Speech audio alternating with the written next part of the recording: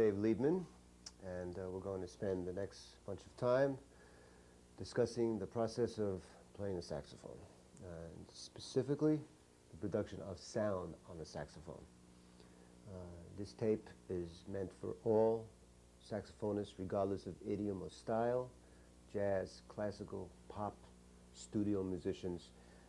This is not going to delve into the specifics of those styles or of those particular areas of expertise, but just about the process of playing that is common to all of us. I am known primarily as a jazz saxophonist and primarily on soprano saxophone, but for the purpose of this tape I'm going to use the tenor because I think it's a little easier to demonstrate the principles. Also, I might mention that there is a book that would be a good accompaniment to this tape. It is called Developing Your Own Personal Sound, and the principles that I'll be discussing and the examples are all written about in more detail in the book, but of course the benefit of the tape is that you can see the positions and hear the sound and of the exercises. Before I go any further, I must mention that the source of my material comes primarily from my master, my teacher through the years, Mr. Joe Allard. He was associated for years with Juilliard School of Music, Manhattan School of Music, and New England Conservatory, and has taught many famous jazz musicians, classical musicians, and all sorts of people who have come from all over the world to study with Joe. His principles apply to all types of saxophone players, and he was a main inspiration for me, really, to even get into discussing these kinds of principles. What the tape is about are really my interpretations of many of his principles, some of his very exercises, and mostly the sequence of and the order of events of the presentation is more of my own, but this tape is dedicated to the teachings of a great master, Joe Allard. Before going specifically into the saxophone, I want to talk generally about some musical things and some things about just playing an instrument in general. I think that any instrumentalist, regardless of what instrument he's playing, or she is playing, is attempting to find a balance with the horn of technique and instinct, of mind and body, if you like. There are three aspects to playing. There's the mind, thought, there's the ear and the emotions, which is more of the instinctual and psychological aspects. And then, of course, there's the technical aspects, and that's what we're really going to be concentrating on here, that part of the triad. What an instrumentalist is looking for, again, no matter what style of music he's playing, or she is playing, is trying to find that inner voice, that sound in the instrument that would be uniquely his own. It is a way of connecting up with your instrument that it becomes like a third arm. It is something that when you play your instrument, it should be as natural as tying your shoelaces, brushing your teeth in the morning, something you don't have to think about in the aspect of producing the sound. This should be something that flows and is easily accomplished so that the energies can be spent on creativity, listening, being sensitive to the other musicians, and all the many activities that take place when you are playing music. Even more specifically, I think an instrumentalist is trying to find how to mold a sound, how to color a sound, how to express his own feelings or tell a story even through a sound. Great musicians can tell so much through even only one note, as I'm sure you know. The Chinese have a very poetic way of describing what should be evident in a beautiful sound. They say that these qualities should be there: happiness, elegance, sadness, sweetness, subtlety, resonance, and strength. And I think this is a beautiful way of describing the, well, you might say the emotional characteristics that are inherent in a sound and are there to be manipulated. Alongside those wonderful ways of describing a sound are some more mundane terms that musicians would use to describe somebody's tone or to describe their own sound. Well, my sound is bright. His sound is dark. That sounds nasal, piercing, shimmering, velvety, lush, floating, and on and onward with words, and of course it only points out to the inadequacy of language to describe an oral picture, but we do the best we can, and you'll see throughout the tape that what I'm really doing is describing something in my own vocabulary, and of course the goal of any musician, instrumentalist, is to find his own way of speaking about sound.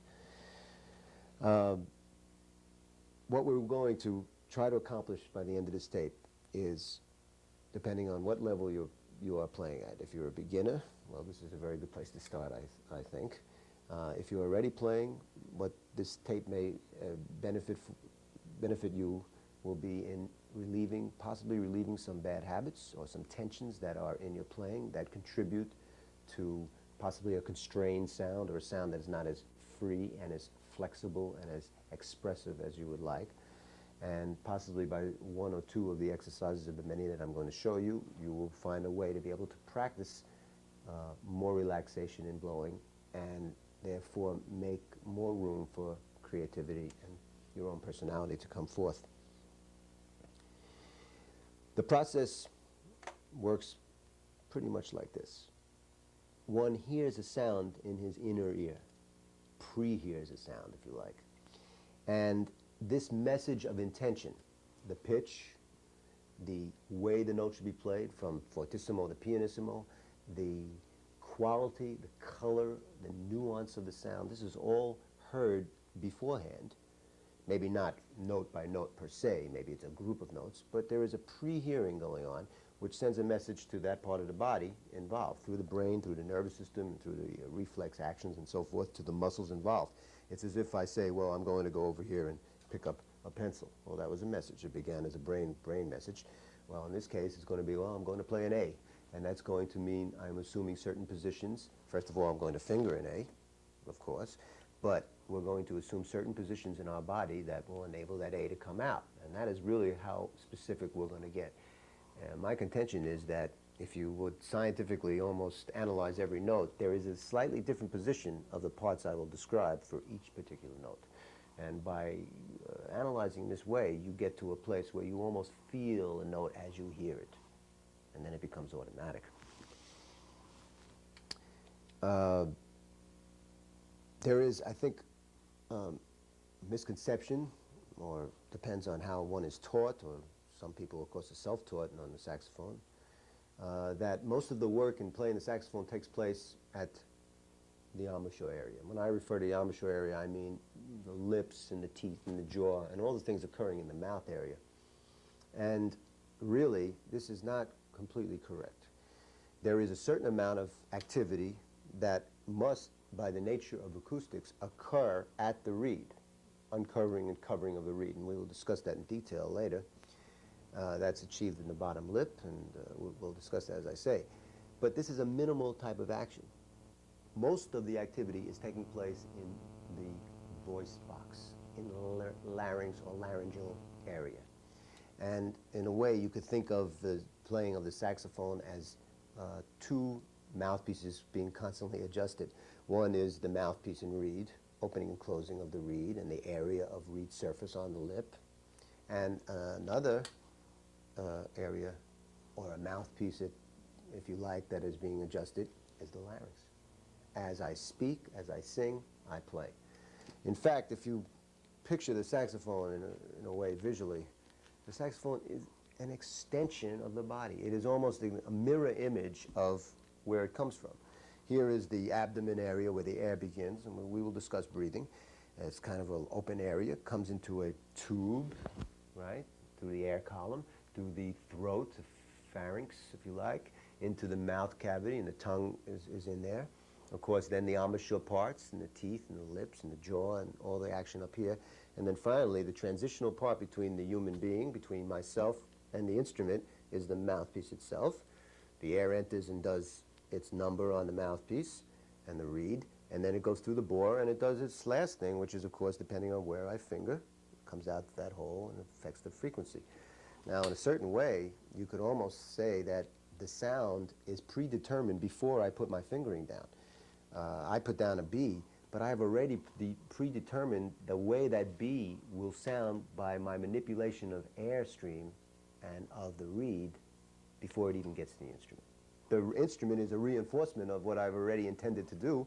And, well, obviously it allows me to play music and move fast and do all the things we do when we play music. So what we're going to follow in the course of this tape is the airstream as a voyage down a river with stops along the way, beginning in the abdomen area, working its way up to the chest and the shoulders, into the larynx area, oral cavity, embouchure, and then we'll talk about the reed and the mouthpiece.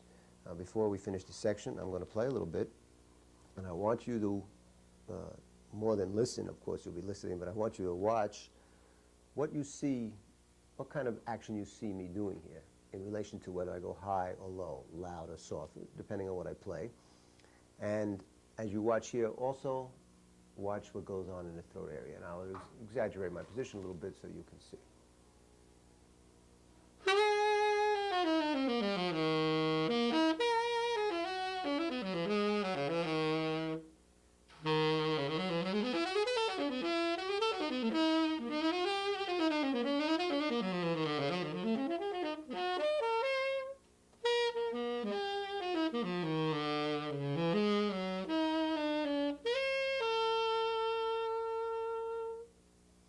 You should see not too much movement here. Sometimes a little more of the lip is put on to get a subtone. Sometimes a little bit less is to get more volume. These are varieties of surface area of the bottom lip, which we will discuss separately. But for the most part, the work is happening in the larynx. Okay, we will begin this journey of the airstream at its source, which is breathing, how to take a good, deep breath and get efficient breathing mechanism.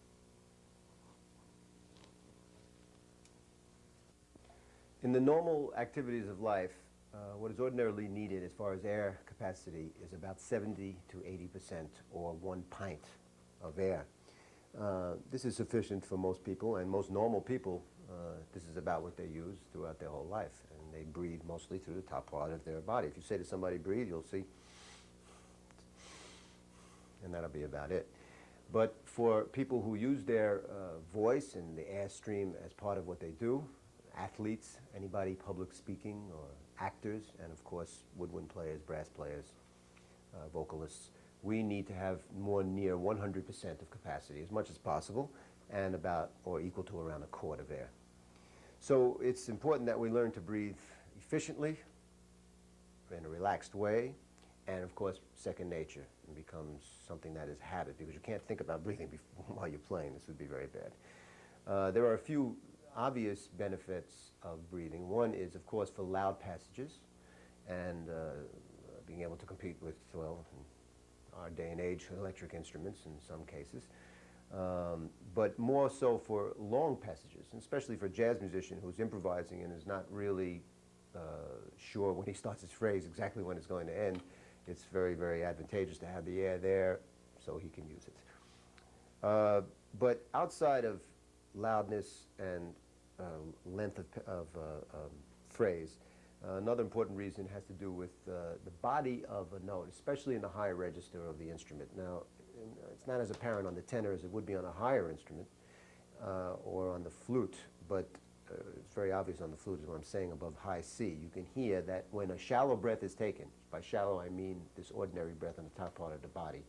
When a shallow breath is taken, the sound is not as full and as deep as when a more deeper diaphragmatic breath, what we're going to discuss, is taken. So I'm going to play a few notes in both ways. First, shallow breath.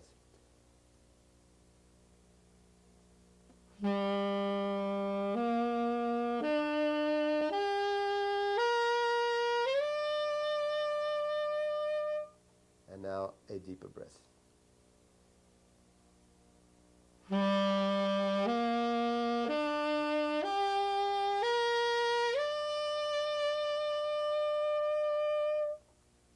Should feel and hear a little bit more fullness to the sound, I hope. Let's talk a little bit about general principles of breathing. This has to do with air flowing into an empty non-resistant chamber, which it will naturally do.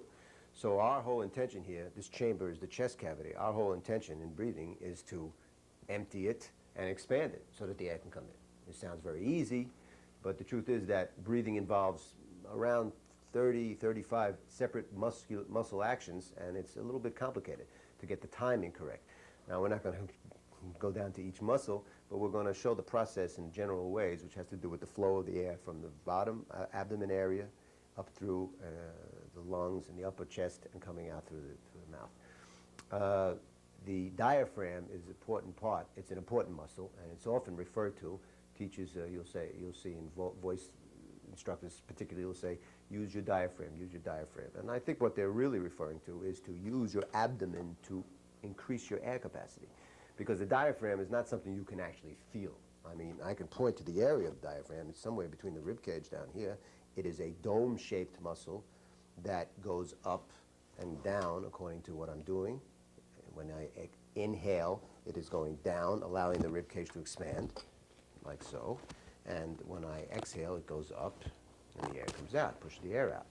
Now, what we want to do, though, is find the area that the diaphragm is and see if we can feel this particular area. And this is in here. This is the abdomen. It's shaped much like a donut.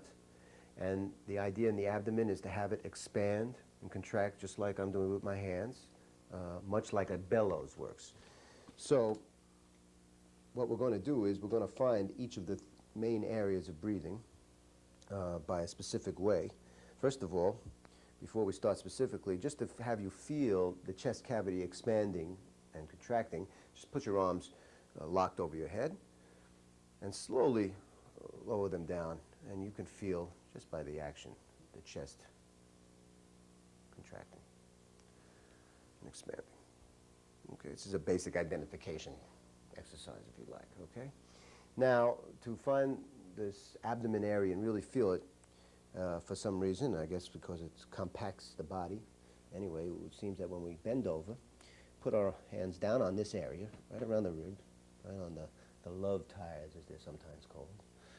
Love handles, excuse me. You should try to breathe through your stomach or abdomen and feel it expanding and contracting, and slowly raise up and see how long you can keep it going. Through the nose, out the mouth.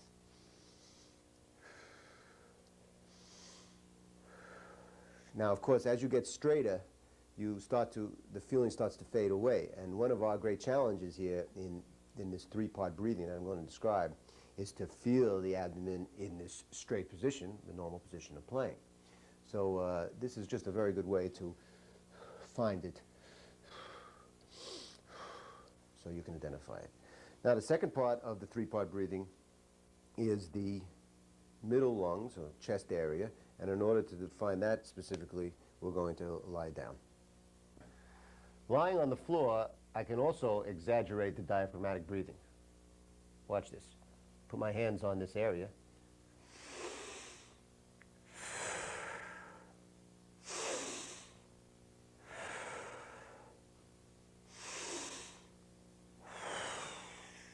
You can really see it expand in this way. This is more an up and down. Before it was more of a outward and inward motion. Remember, we are really observing here the effects of a particular aspect of breathing on the body. We can only observe the body effects. That's how we know we're doing it. Now, diaphragmatic breathing is the most effective breath if done only alone. It is the deepest and it gives the most capacity. The second part of the three-part breath, and if done alone, is not as good and takes quite a bit of blood power and circulation to do, is the chest area. Now, I can demonstrate this specifically pinpointed by watching the effect on the body. If I raise the buttocks, put my hand around this area and breathe.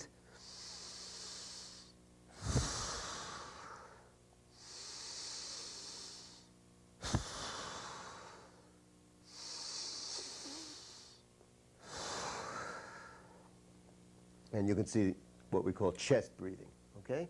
Now, we're going to go to the third part of the breath, which alone would be just the upper part of the chest or upper shoulders, clavicular breathing. Another way to identify the clavicular area is the collarbone or shoulder area.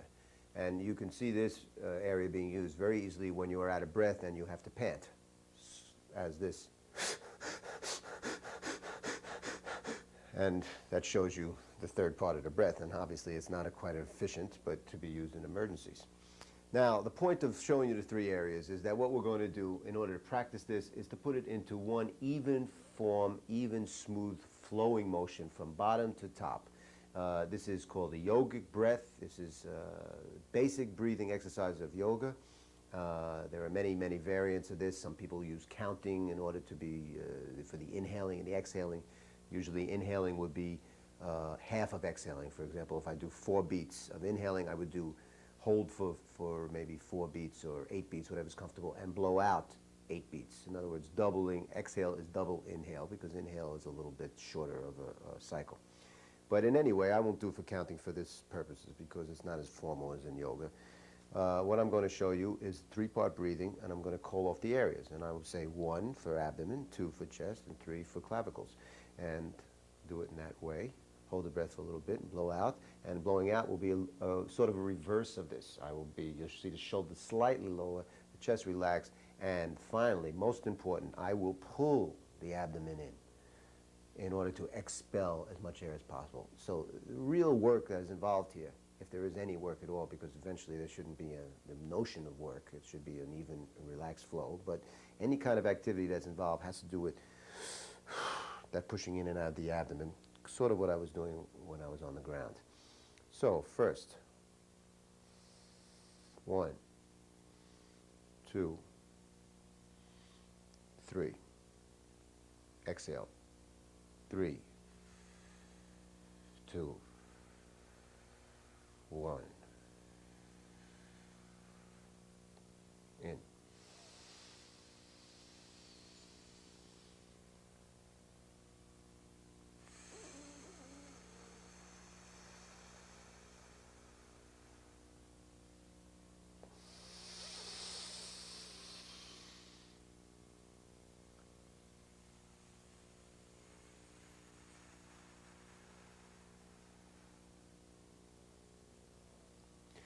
Now, I really try to push my stomach out and in to get this full breath. Try not to tense up when you do it, the shoulders. Just feel pretty relaxed up there. Stand straight, evenly on your heels and soles. And try to do 5 to 10 breaths, maybe twice a day. It's very nice to start off in the morning with this. This is a very good way to start the day. Regardless of whether you're a saxophonist or not, it's relaxing. It provides good circulation for your body and the blood. I think everybody in normal life is aware of how when you're in an emergency situation or under duress or pain or some kind of stressful situation, somebody with you or a doctor will say, take deep breaths. That will calm you, relax. A woman who is in labor learns how to breathe. It's always very good because it relaxes the body. It's just for well-being. So first of all, it's just good to do in the beginning of the day, and then maybe towards the end part of the day, in the evening, before you go to bed or before you practice. Try to do 5 to 10 deep breaths like this, slowly, eyes closed, stand up, and see how you can get this to really go in a smooth motion. Now, of course, when you're actually playing, it's not going to be so dramatic as this. So we're trying to get accustomed to this way of breathing so that it becomes second nature and you become habituated to it and don't have to think about it. Now, I've devised a few different ways to practice this breath in order to exaggerate it and make you a little bit stronger, a little bit more aware of it. In other words, what we're going to do is place basically resistance on our abdomen and try to build up the muscular power in here. Okay, again, do your deep breathing, 3-part breathing, lying flat on the floor.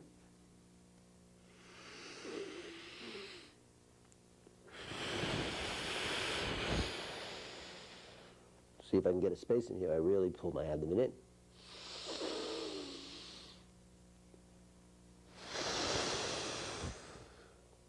Okay, and finally, as the most form of resistance, we just lay some kind of heavy weights. Start off with some books, telephone books, whatever you have around. Eventually, anything. You can have a person try to sit on top of you or push down on you. You're trying to get this diaphragm area as strong as possible. So you're just using resistance and do the same thing.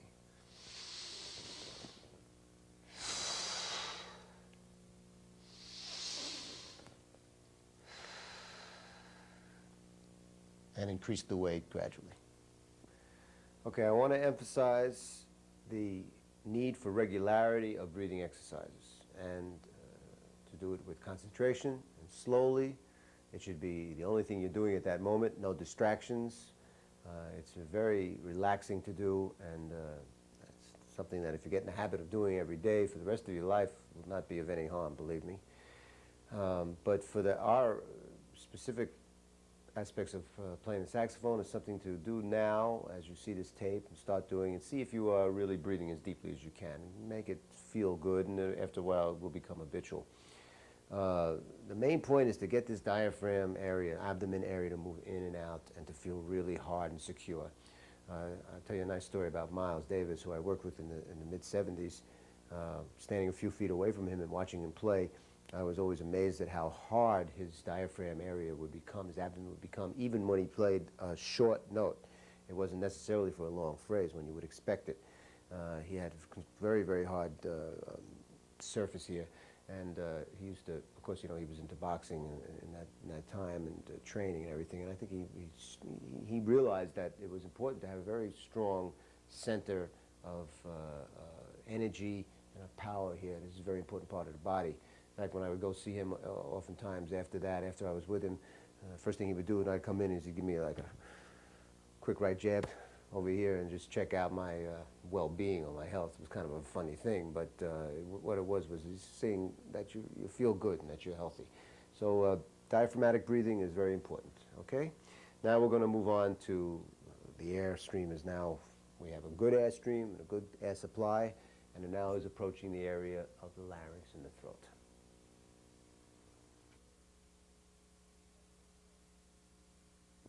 The throat gullet is the tube that begins in the stomach and winds its way through the chest and lungs and out into the oral cavity. And different areas of this tube, it has different anatomical names. The area we're concerned with is that part of the throat gullet that is open, and that is the larynx. Now, the larynx is basically near the Adam's apple as far as being able to identify it on the outside, but if we look inside at a diagram, we see here a diagram from the side. This is your nasal cavity. Here are your teeth, top teeth, and your top lip and bottom lip, and the tongue. And then, right in back, we have this tube coming up, which at one area is called the esophagus, and later becomes the pharyngeal wall, which is the inflamed area when you have a sore throat. Here is the soft palate, the back of the roof of your mouth. And what we're concerned with here is the laryngeal ventricle. Here's the larynx over here, and these two sides of it, you could see a little opening, are the vocal cords or lips or folds. These are interchangeable words which I'll use throughout. And it is these, the movement of these vocal cords, which we will be specifically talking about. What happens with them is that the tension and the length of the vibrating points of these vocal folds are regulated, and this results in a periodic and varying modulation of the steady airflow, which is the breath, the source, and finally resulting in pitch differences as the vocal cords vibrate. This is the same mechanism that works for speaking, as for singing, as for blowing, and it is the same mechanism for a newborn baby crying as it is for a mature adult. A little bit more on the vocal cords and the kind of action that they actually go through. They are what give emotional expression to our utterances. And these vocal cords, looking at it from the side, remember here it's actually looking at it from a top view, but from the side, the muscular action is a result of four basic natural movements: expansion and contraction, elongation and shortening. And the variety of these movements and the percentages of which it may contract versus expanding, or it may elongate versus shortening, have to do with the particular expression, or let's say the particular sound that we're looking for. Remember, it is the inner ear with the brain sending a message to that part of the body to do the necessary work to get out the sound, and this is what's occurring in the vocal cords. Now, if you play one note from a pianissimo to a fortissimo, in that range, your vocal cords will go through all these four movements very clearly. This movement feeds the air pulses into the vocal tract at different frequencies of vibration. Some tones are attenuated, others are accentuated, and this results in infinite numbers of sounds and in turn, infinite number of expressive colors. The only thing about this is that this muscular action occurs below the threshold of conscious feeling. This means that I can't consciously feel it happening. I can't consciously give it a command and have it occur. What we can do, though, is via an exercise and via the results, the oral results and the feeling results, we can see the action or feel and hear the action of the vocal cords at work. And this is the overtone exercises, which we'll get to later. But before we do that, we have to spend a little bit of time on other aspects of holding the saxophone, specifically the embouchure area, which have an effect on the larynx and the position of the larynx. By now you should be realizing that it's a very sensitive area, this larynx and vocal cords, and any kind of activity or position that places tension on it is going to inhibit its ability to act. So for example, if I see saxophonists playing with their head very far down or very far up, either way exaggerated, is going to probably make it more difficult for the larynx to operate at full potential. You can try this just by speaking and try speaking your voice in those positions and listen to the difference in sound, and you'll see what I mean. Now, the next problem that can occur by a position, a wrong position, has to do with the lower lip. And this is very, very important. As I said earlier, the lower lip is doing some kind of adjusting at the reed and is very important as to how the sound will come out and the register and so forth. But before we even talk about the proper position as far as the reed goes, the first thing to realize is that many people, when they play with the lip in this position, like this, folded over the teeth in that way, they are placing pressure on the larynx. Even if you just do it as I am and put your hand around the Adam's apple, you can feel some tension. It's very little, but it's enough to upset the cart. But let's talk a little bit further about why it is more favorable to have the lower lip in a more, what I call, fatter position, with more skin area on the reed.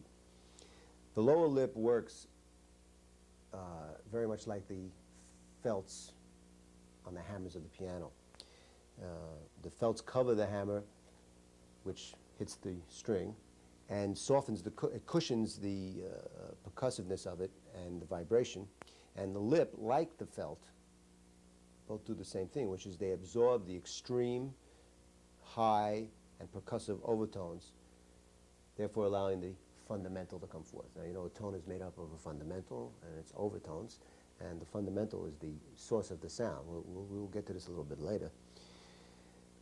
So it's very important to have this lip area on the reed for that reason.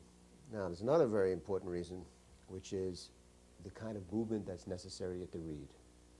Due to the acoustics of the reed, it's a very simple thing that you can understand. Just watch my thumb as being the bottom of the reed, my bottom lip, excuse me. Here is the way my bottom lip would be for low notes. What am I doing? I'm covering the reed, mostly. For high notes, I tend to do this, which uncovers the edge of the reed and allows more of the higher overtones to come out, which is more of the higher pitched, higher sound. And as we go higher, the frequencies are higher. This movement at the reed is what I spoke of earlier as being the adjustments necessary. The larynx is first, but this is a natural thing. So this is something that you don't even have to think about. When you first took the saxophone up and played the first day, you probably didn't even think about the fact that you naturally went like this for high notes and like this for low notes. Now I'm exaggerating, but it basically gives you this kind of motion. a rolling motion. Now, if I have my lip over my teeth like this, then how am I going to do it? I can only go kind of moving the saxophone, which is very awkward. So it is the outer rim, which is on the reed, the high notes, and the inner rim, that for the low notes. So we want to get this rolling motion. The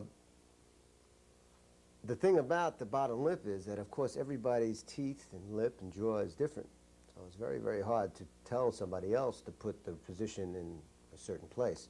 In fact, I used to spend time, I have a picture here of one of my favorite pictures here. I used to spend time with a mirror looking at this picture of John Coltrane on this album, or many other albums, but this is particularly good to see his embouchure, and trying to, like with a magnifying glass, look in here and see exactly how much lip John Coltrane had on his bottom extended on the reed.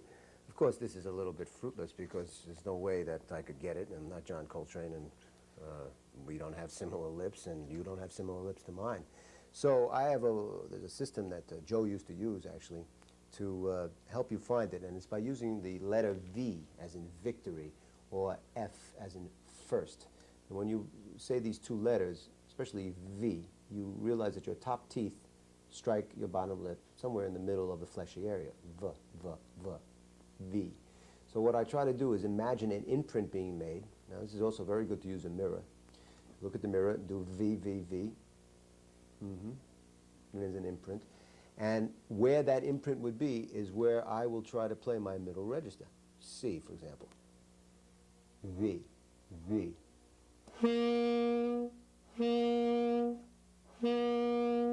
And of course, from there, high note will be, and low notes will be.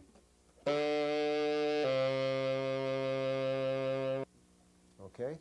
So V is a good way of discovering where your central spot is from which you will be going in and out, moving in and out. Now, a good way to practice this is to try to measure, at least on a tenor, about 1 inch in. About an inch, a little less. Put your teeth there and try to roll in and out and still keep the spot. That's what I'm doing.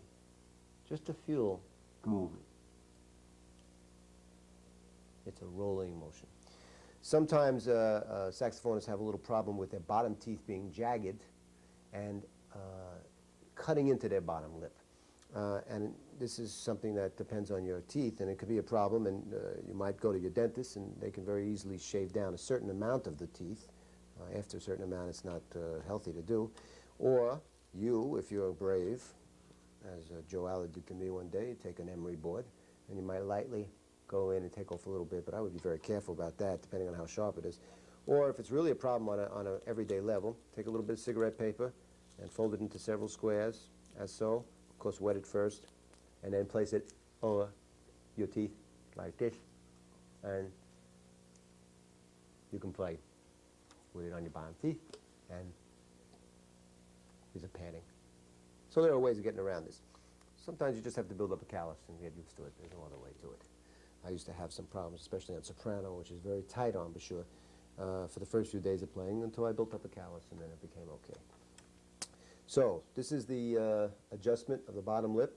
Fatter bottom lip, try to have it be out, and you will hear a difference in sound between thin and thick bottom lip. Here is thin. And here is thicker.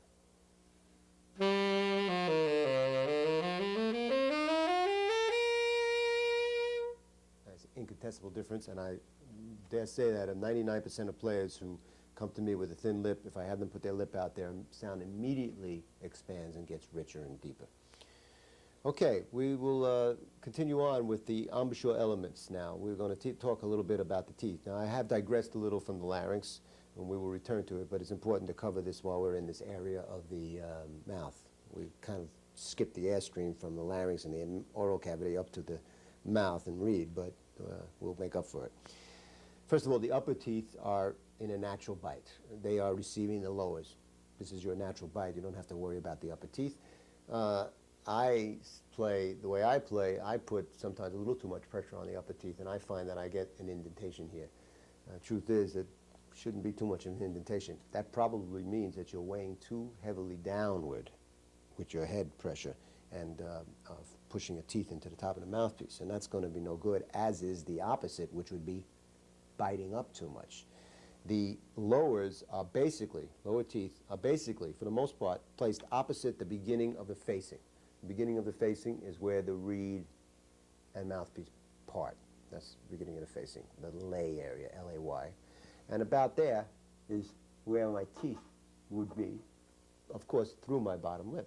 So I could feel the reed through my lip with my teeth if I thought about it. The motion of the jaw, the bite itself, is a very simple motion, just like chewing. Or another way to explain it is when you pronounce the word, or not the word, the letters EX, you say X, X, X, chew. Very simple upward motion. It's a known physical law of Newton that for every action there is an equal and opposite reaction. Well, here it is the action and the weight of the head and an opposite and equal reaction of the bottom jaw. And it should be not tighter or looser than it has to be. It should be firm but relaxed. When I play, if you put your fingers around here, you will feel firmness but not tension.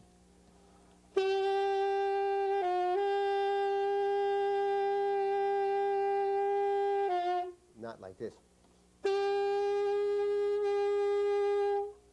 Relax.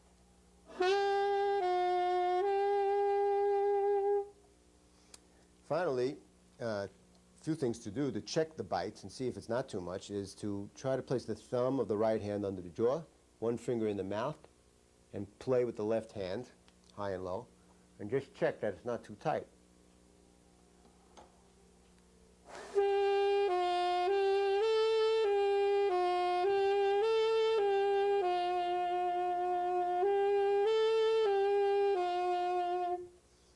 Also, along the same lines, the corners of your mouth. Some people curl the corners of their mouth, and this is very bad because this closes up the reed. Now, you know the reed has to hit evenly on the tip and on the two rails of the mouthpiece. So if I'm closing up here, biting the reed, it's not going to be able to vibrate. So I want to be careful not to have curled corners, not to have a bunching up in the jaw, and not to have too much pressure up or down. It's really, as I said before, a matter of trying to keep this whole embouchure area loose and relaxed and let most of the work occur in the larynx and the vocal cords with the auxiliary,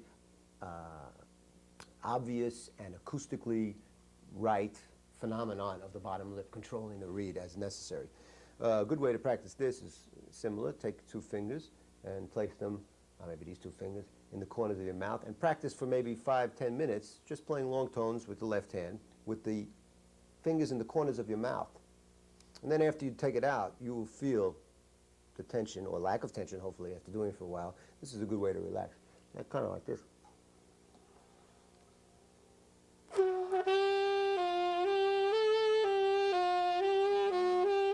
Even more.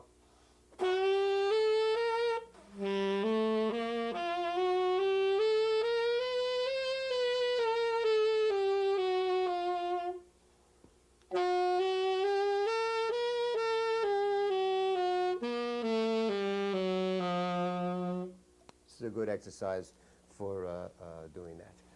Okay, so I think we've covered pretty much the embouchure area. Now we're going to go to the overtone exercises and really try to get some concrete ways of practicing this feeling in the larynx. Before enumerating the exact exercises and how they work and demonstrating, we should first understand what the point of exercises is. The point is to exaggerate something in order to find a middle course. You play very, very loud and very, very soft in order to be able to play at the more commonly used mezzo volume. You play very, very fast tempos and very, very slow tempos, which will enable you to be a little easier at the middle tempos. Well, in this case, we're going to do exaggerated exercises, some that will probably never be used, except in order to get this larynx and the vocal cords to operate in a way so extreme that when they actually go to the saxophone, it'll feel like a piece of cake. Okay? Remember what we're trying to do here. We're trying to get our vocal cords to operate in a more accurate, more ease, and quicker to our imagination than before, and we're going to have exercises in order to be able to demonstrate vocal cord movement, because it occurs below the threshold of feeling, and there's no other way to measure it except by the oral results, musical results. First of all, just speaking is a great demonstration of vocal cord use. Speaking loud, speaking softly, speaking high, and speaking low. I'm immediately using my vocal cords in extreme positions. The extension of speaking, vocalizing, singing. All you have to do is sing a scale or an interval, put your hand around your Adam's apple, and you'll feel vibration. And this is the vocal cords at work, for sure.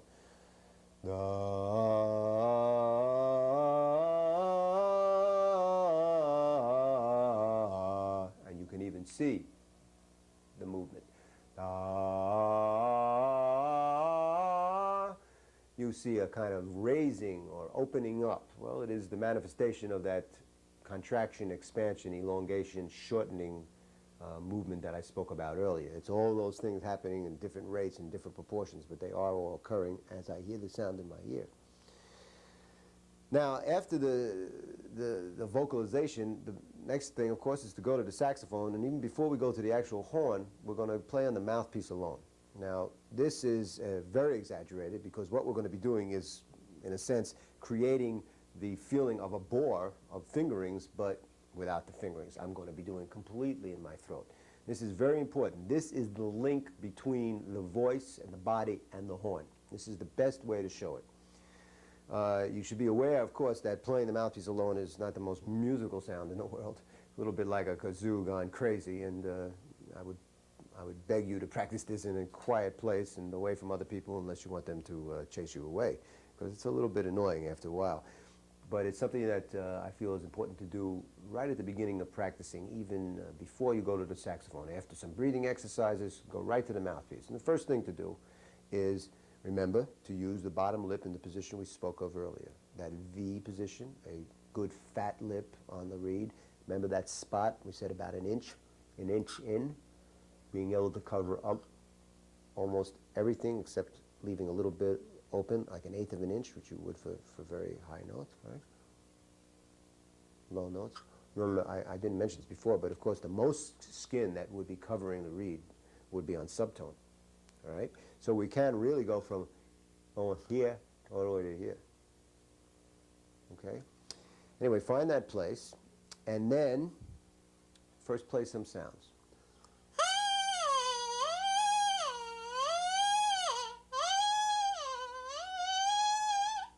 Just sounds, don't worry about the pitches necessarily. You do that for a few minutes. What you're really doing here is a calisthenics. It's like a runner or an athlete, before they go to their real workout, whatever their sport is, they do stretches and pulls and pushes and things just to get their muscles to stretch. Well, we are stretching our main muscle here, if you like. We are getting the vocal cords to move around in just some random way, just to get them going, get them active.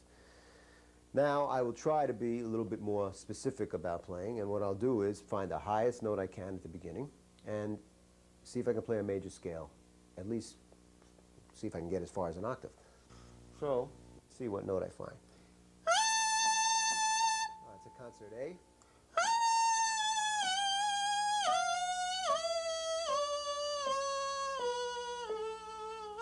That's not bad. See if I can get a little bit lower.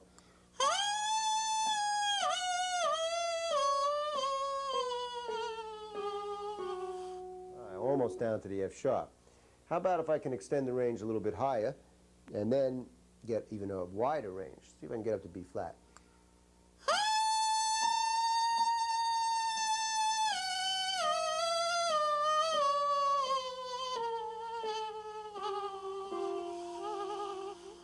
Almost down to the F, okay?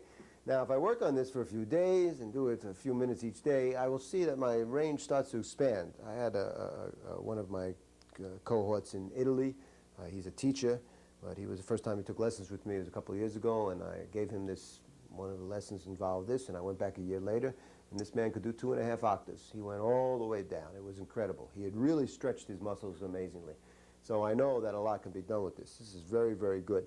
Now after, you do a scale, you can then go and try to have some fun, do some intervals, do some different scales. It could be a Phrygian or a diminished scale. It's up to you what you want to use. In other words, this is really ear training. Play with your ear, use the piano to check, so you're actually kind of practicing another thing here. Let's say we do a Dorian scale, which would be this. Okay?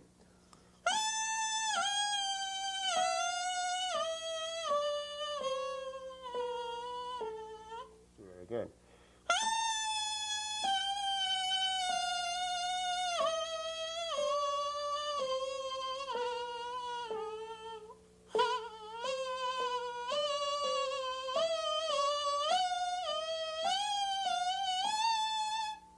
And I can have some fun with this. So it's something that you can really get a lot out of, including ear training.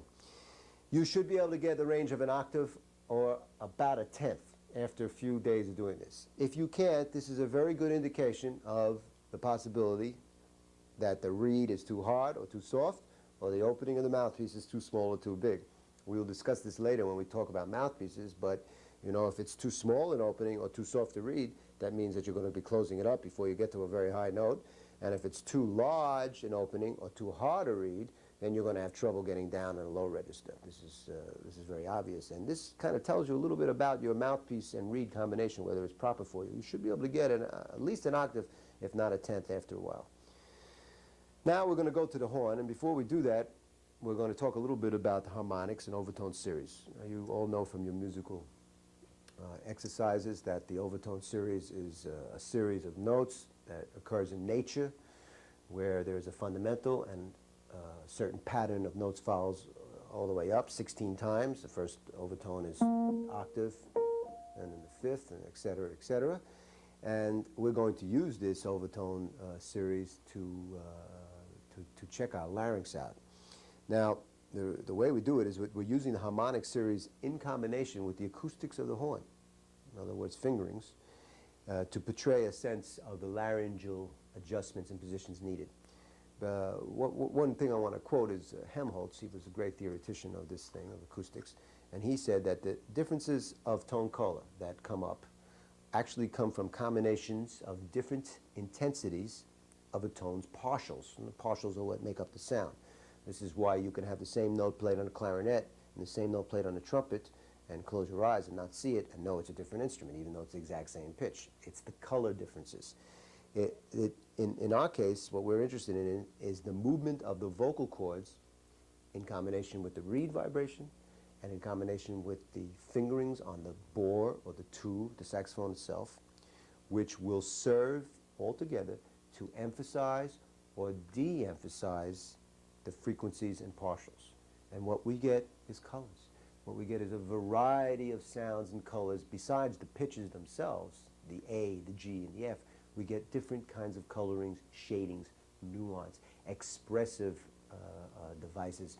All the things that I spoke about that make up music become very, very applicable and easy to do once you start to get this larynx to do the work and get the motion out of the mouth and get things to relax. So we will turn to the overtone exercises now.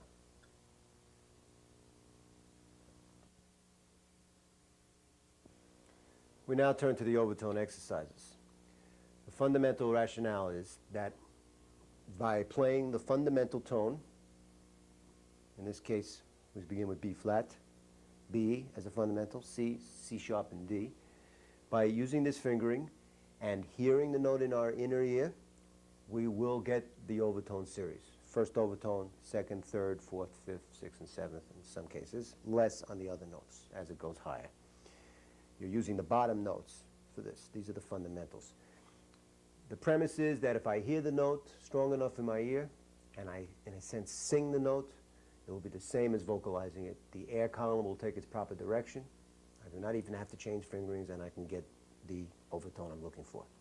So what we're looking for here is to play a low B flat and to get this. So it will be singing.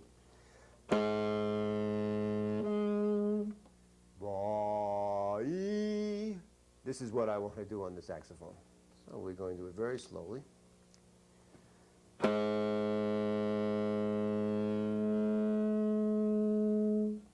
We try to do it as smoothly as possible, legato, at a nice natural volume, not too loud and not too soft.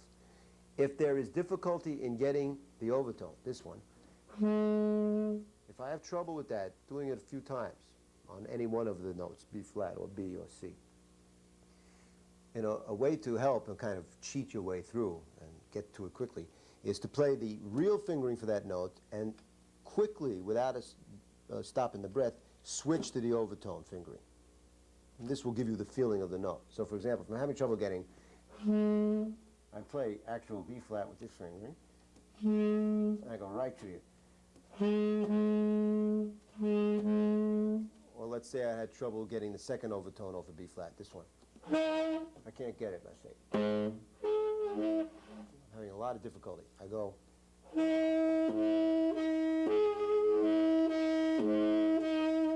And in that way I help myself. So let me go up the overtone series here to the second one. I'm going from off of this.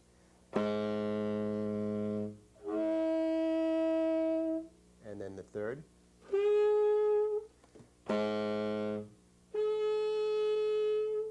Notice up here in my embouchure, watch as I do it, that you see not that much movement, just enough movement at the reed that we spoke about earlier, but you really see this larynx moving around. We're going now for the, I guess the fourth one.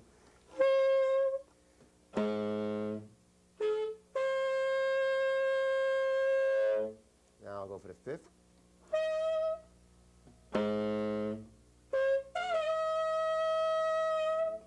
And the sixth, which is A flat.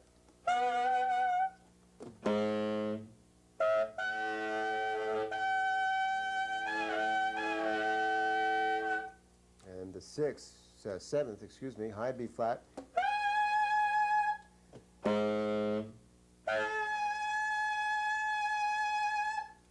Okay, I would do the same series, let's say on C sharp, for example, fundamental. Second. Third. Okay, next part of the exercise is to just go back from the overtone to the fundamental. Let's do C. So I'm going to go fundamental, first overtone, fundamental.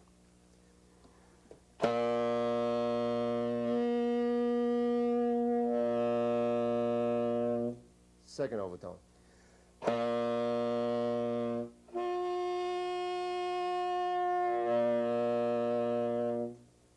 Let's go B to B. B to the third overtone.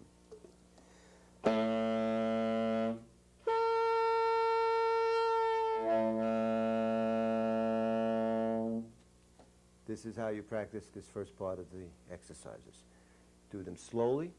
Do one overtone at a time. B flat, first overtone. B, first overtone. C, C sharp.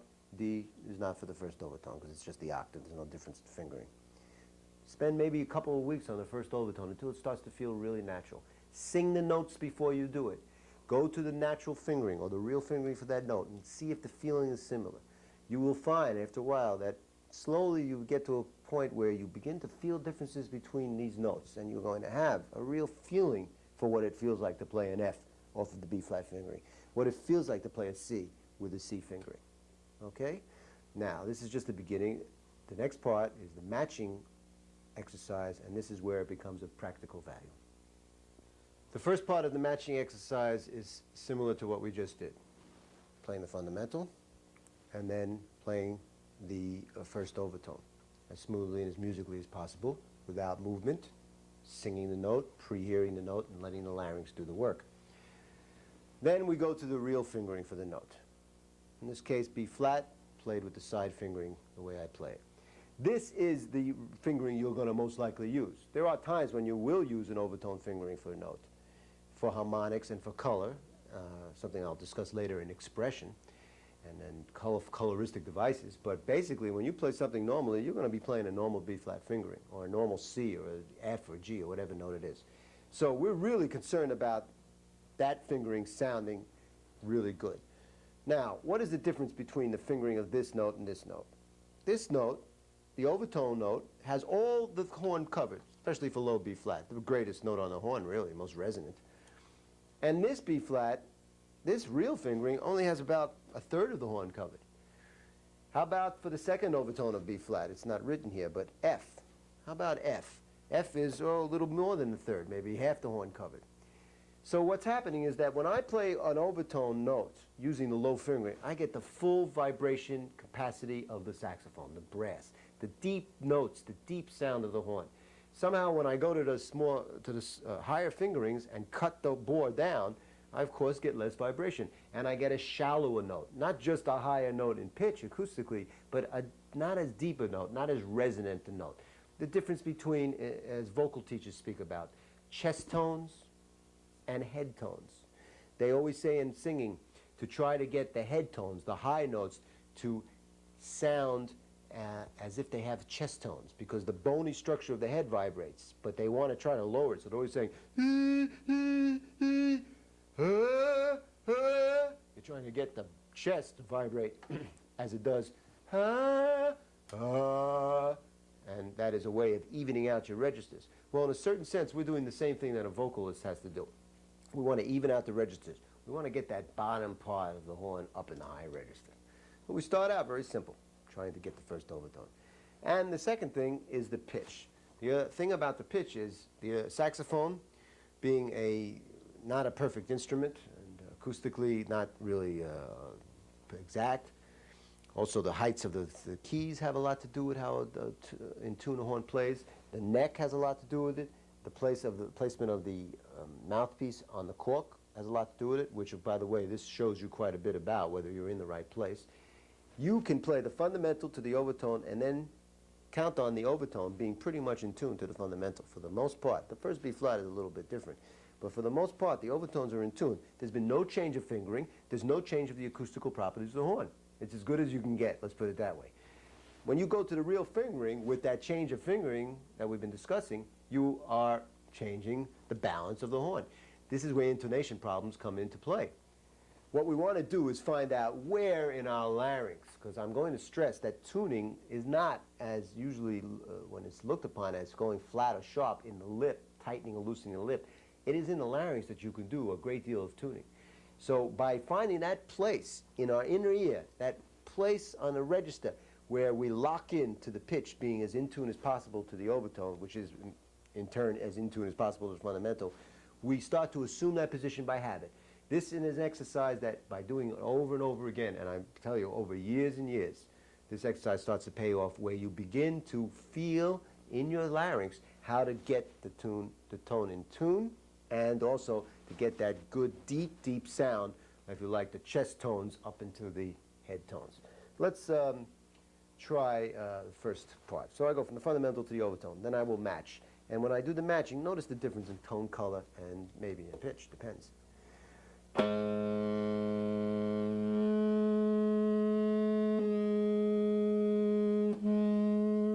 Many times repeated, back and forth.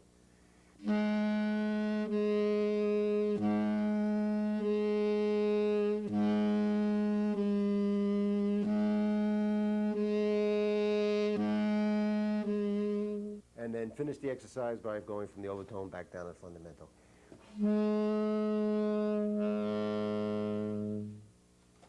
This is the crux of the matter, this matching between the overtone and the real fingering. Seeking the color of the overtone and seeking the pitch of the overtone. Each time you do this, it'll be a little different. And years down the road, you start to really get that habit in your ear and in your larynx and that feeling of what it is to lock in on that note. Now, I want to show you one little thing about tuning.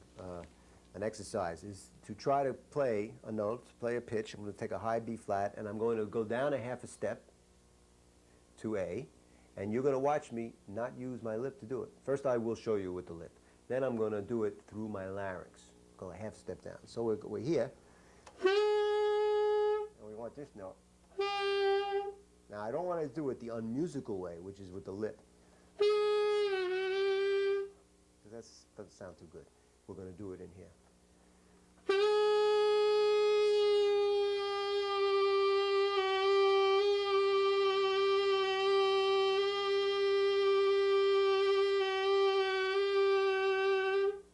down a full step.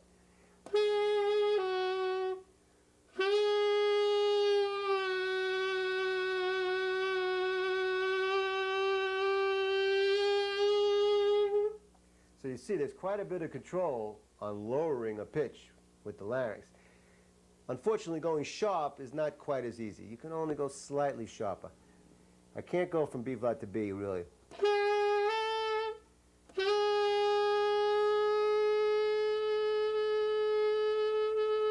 Not really too much without closing up the reed. Before what I said about the position of the mouthpiece on the neck, listen to the difference of intonation when I pull the neck, the mouthpiece far out.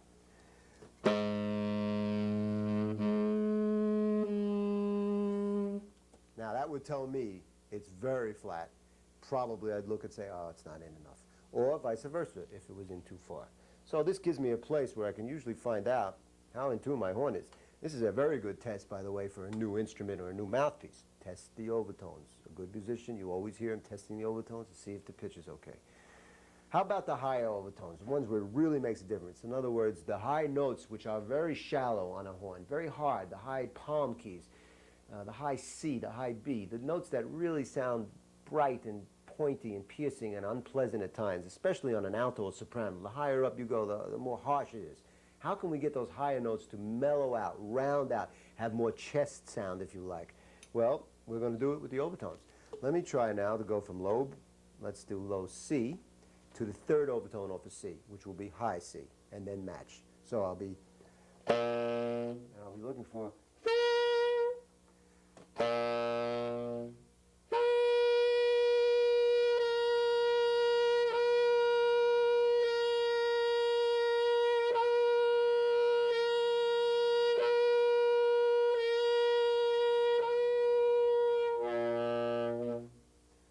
that's okay.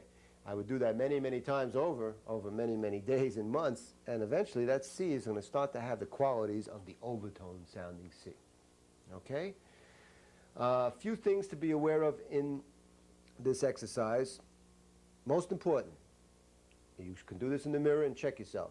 Be sure you're not doing a lot of tightening and loosening here. You shouldn't see too much movement. Only the minimum amount of movement at the reed that we spoke about earlier. It is the larynx that does it, because you'll never get the higher overtones by overblowing or clenching. It just won't come about. And another thing that is important in this is the initial note. We didn't talk about this, but low notes, getting the fundamental, try not to have to bang out that low note. Listen to this, for example. You know how much trouble it is to get low notes sometimes. The problem usually is that people drop their jaw. When they go low, they think low. What you have to do in this is think the opposite. Again, vocal teachers, vocal coaches will tell you, when you sing low, think high. When you sing high, think low. This is in order to counteract the natural physical tendency to go with the range. We don't want to go with the range. The range will take care of itself. So when I go to a low note, especially on the tenor, I'm going to try to keep my jaw purposely up. Instead of this. Dropping out the resistance. And the same with high notes. When I'm up in the high, high register, I don't want to be biting up. I want to think down and let the throat come.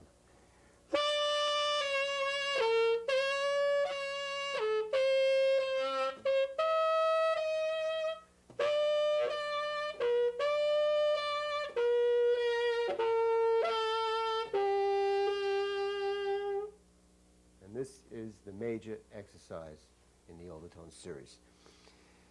What we have following now is a series of exaggerated exercises. These are very difficult, some of them, but the point here is to really stretch this muscle so that when you go back to play, it's going to be very easy.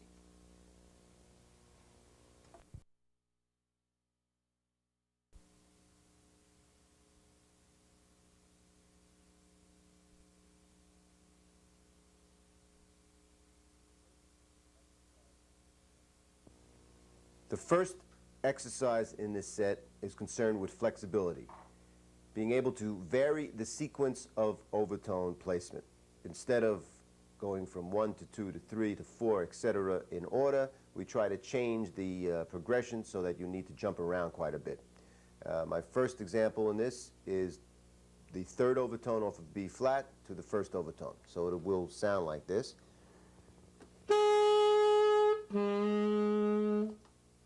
Off of the low B flat fingering.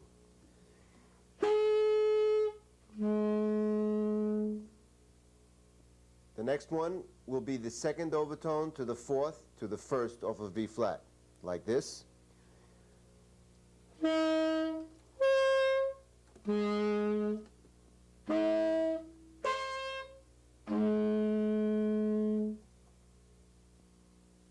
The next one will be the first to the fourth, second, third off of B.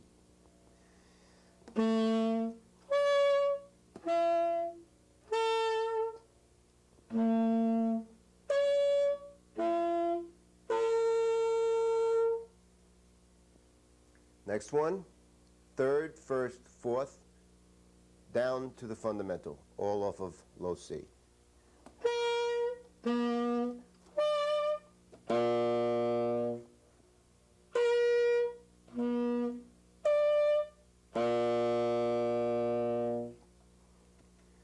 Of course, it would be nice to be able to do these in slur as much as possible. The second exercise has to do with the matching aspects of overtones. I'm going to go very quickly from the overtone fingering to the real fingering, attempting to get as even a transition as possible between the two notes, for pitch and for timbre. I'll do it B flat, B and C sharp on the first overtone, and then I'll move up to the second overtone on these. And when I do the second overtone, of course the real fingering for F, for example, the second overtone of B flat, will involve using the octave key. I can leave the octave key on when I go back down at fundamental. First overtones.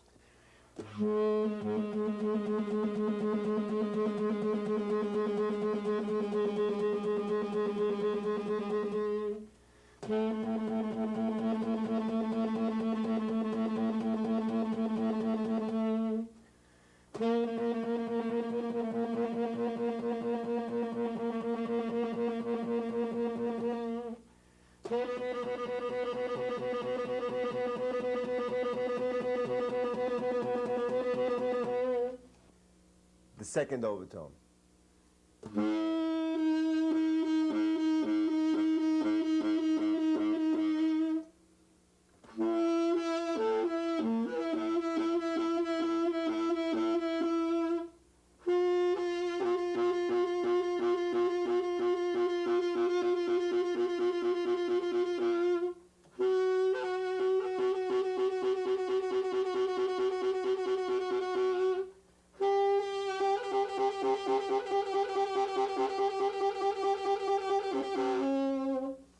And you can go further up to the third and fourth overtone, or even up to the fifth on the B flat.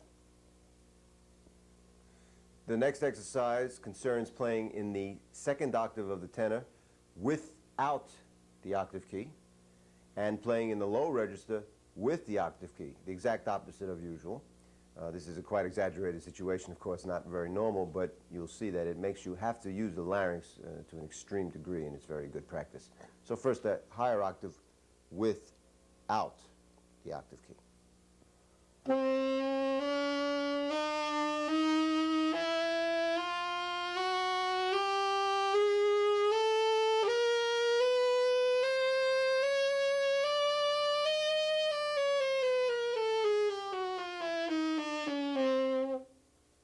And now the lower octave with the octave key open. I'll start from the irregular octave to get the feeling.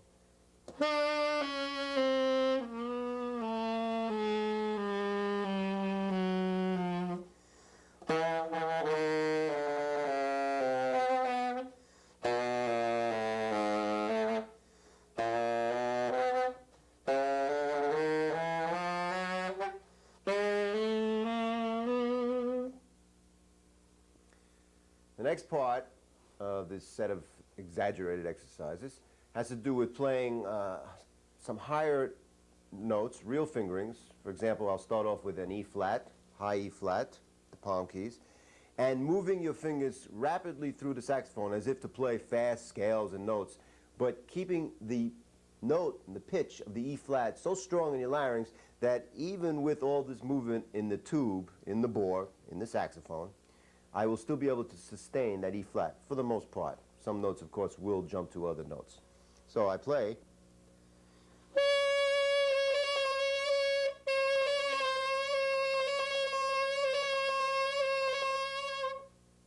D.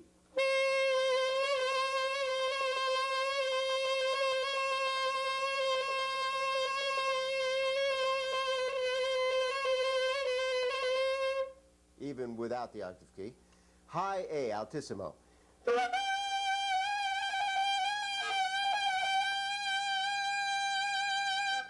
You see, the fingerings on the bore of the saxophone are almost not important. If I have a very strong feeling in my larynx for this pitch and in my ear, I can sustain it almost no matter what fingerings I do. Of course, this is not a natural situation when you're playing, but this is for exercise excellent. I'm going to do a little variation of it, a little slower. I'm going to play a high C sharp, open C sharp, and I'm going to play slowly all the notes below. And you'll see D, E flat, E and F do not work so well, but then from F sharp up, I will still sustain the C sharp. I'll do this a little slower, okay? So,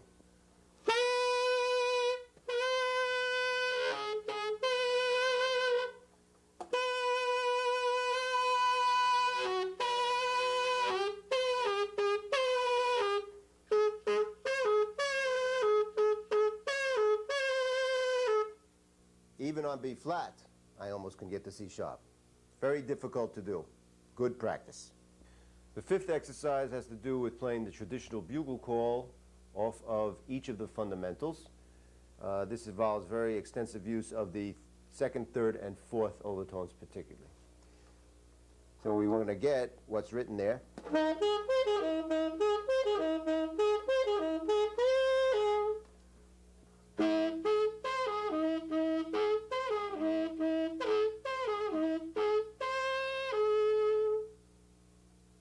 Off of B.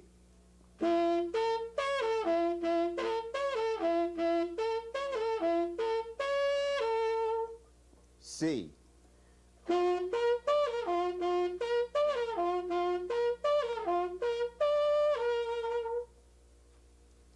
Exercise 6 has to do with playing overtone fingerings for all notes. And when not using overtone fingerings, using no octave key. Also has to do with using overtones from a higher fundamental than the D. Remember, we had the D as the highest fundamental.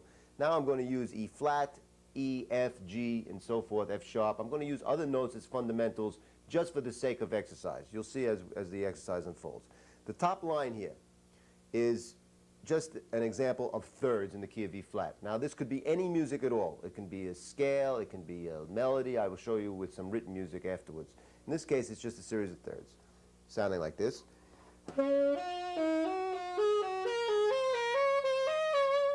Fingered normally.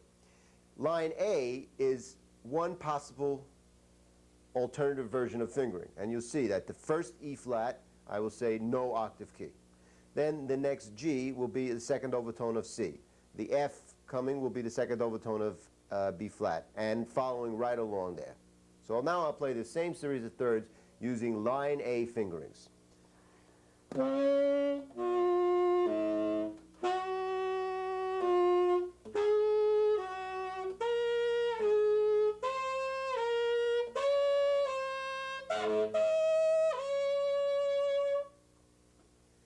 Line B, same series of thirds with different fingerings. Now you'll see that the second note, the G, will be the first overtone off of low G. The F will be the first overtone off of F. And so on, right down the line, until later on when I have to hit the high D, I will use it as the second overtone off of G. So we're doing line B now.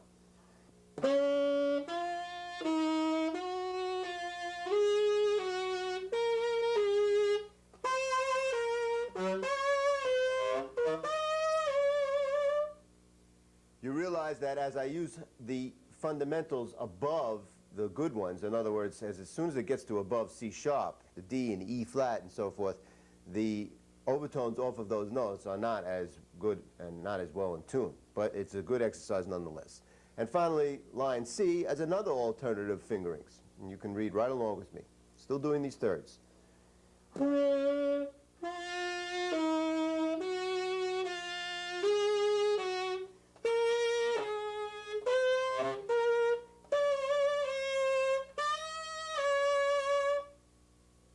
You could take any written music as a challenge. Every day, a page from any book. Here is classical studies.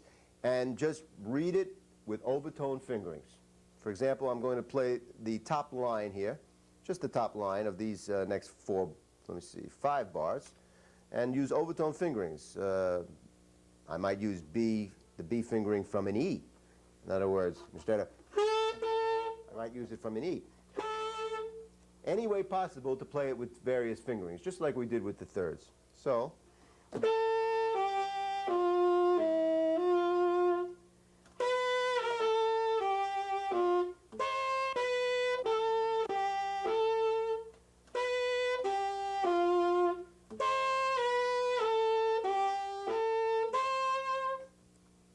and so on. As a continuation of this exercise where you're reading music and the challenge of coming up with overtone fingerings for that day and for that particular piece of music, use one of my pieces that I used to play with Elvin Jones in the 70s called a bright piece. You see the key signature is 4 sharps. And from letter A, I will play with overtone fingerings. First I'll play the melody of the first 2 lines without it so you hear it.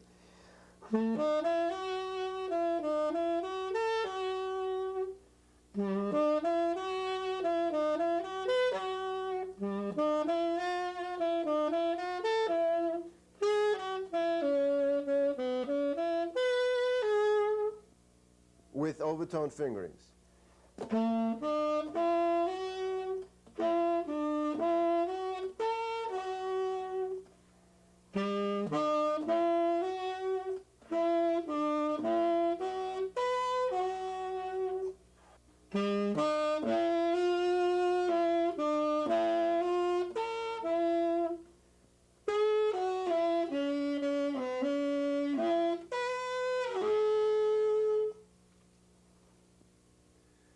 Also, as an extension of the overtone feeling, of course, are the altissimo notes, the high range notes, which are produced by a combination of false fingerings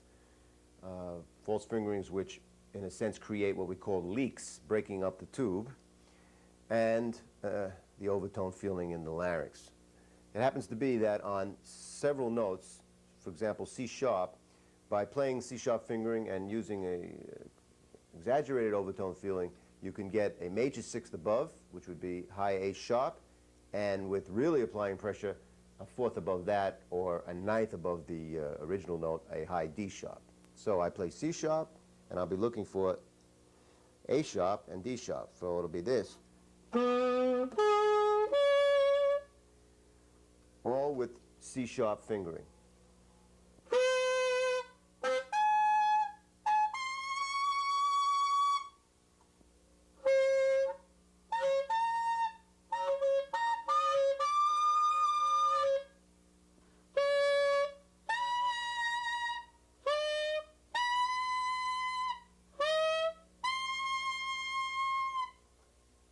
There I just added the major 6 for D sharp, E, and F also. Finally, the last exercise in this series is to play with what we call a double embouchure. And that very simply means to take the top teeth off the top of the mouthpiece and play with just the top lip and the bottom lip and, of course, a little bit of teeth pressure that you have normally. But this is a kind of an exaggerated feeling. It causes an exaggerated feeling in the larynx. If you do this for 10 or 15 minutes and then go back to putting your teeth on top, you really feel quite a difference in your larynx. So it looks something like this.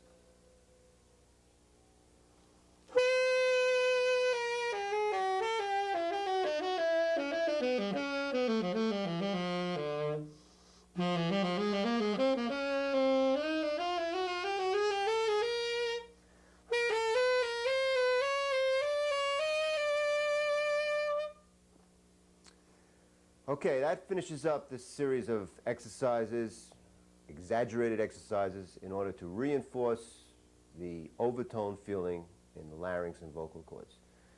Before we finish with this all-important section of the tape, I just want to go through, for summary's purpose, the overall benefits for doing these exercises. The first great advantage here is for evenness of sound from the bottom of the horn all the way to the top. Sometimes when you hear a saxophonist play, you will notice that they have a very different coloring and different sound in the low register as compared to the high register. I don't think this is very desirable. One of the things that I love so much about the great players like Sonny Rollins, John Coltrane, Wayne Shorter, is that I realized after years of listening to them, one thing that was really evident was a very even sound throughout. Of course, colorings and nuance is something that's changeable moment by moment, but to get an even tone throughout means that there is some kind of common grounds for comparison, and that is the low fundamentals and their overtones. If you have this as a method of comparison, you in a sense have, it's like having an example, a teacher there all the time for you to use to have a really good sound. And of course, the higher you go in the register of the instruments, and as I mentioned before, especially on the alto and soprano instruments, saxophones, the sound gets thinner and more piercing, and it's always a challenge to try to round out the high notes. We talked about chest tones and head tones before in vocalists. It's the same kind of thing. We want to make it as even as possible from the bottom to the top. So after having done the overtones and the matching exercises, you can check this by slowly going through the scale of the horn and seeing if you can minimize differences of colorings between notes.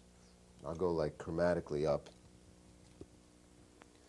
Of course, after a while you can do intervals and just try to make it as even as possible to try to get the benefits of the matching overtones into your real playing. So let's start from around middle G.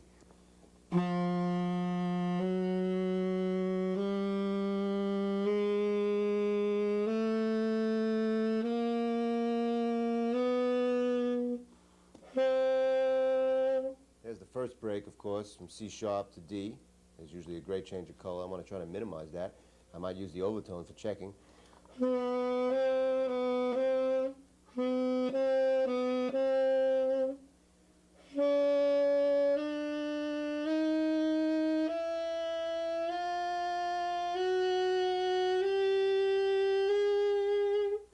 There's another place of change, usually around A or A sharp.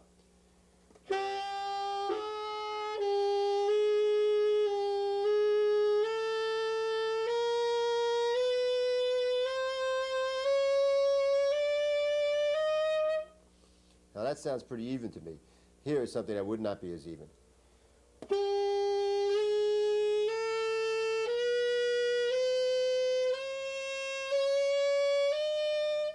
Every note sounds different. So we use this method of comparison right through the horn. You can use intervals that you can play thirds, fourths, whatever. Just some way of comparing note to note and listening for evenness of range, and of course, as always, intonation.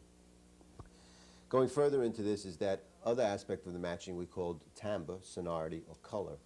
And this is, of course, besides trying to match the overtone color in the exercise, the fact that you're going through all the manipulations to do this. You're changing every time you're matching. Remember, we went back and forth from the real tone to the real fingering to the overtone, real fingering to the overtone. And every time I do it, I'm trying to make some sort of adjustment in my thinking, in my ear, describing to myself the sound. Well, this is too nasal, this is too dark, this is too bright.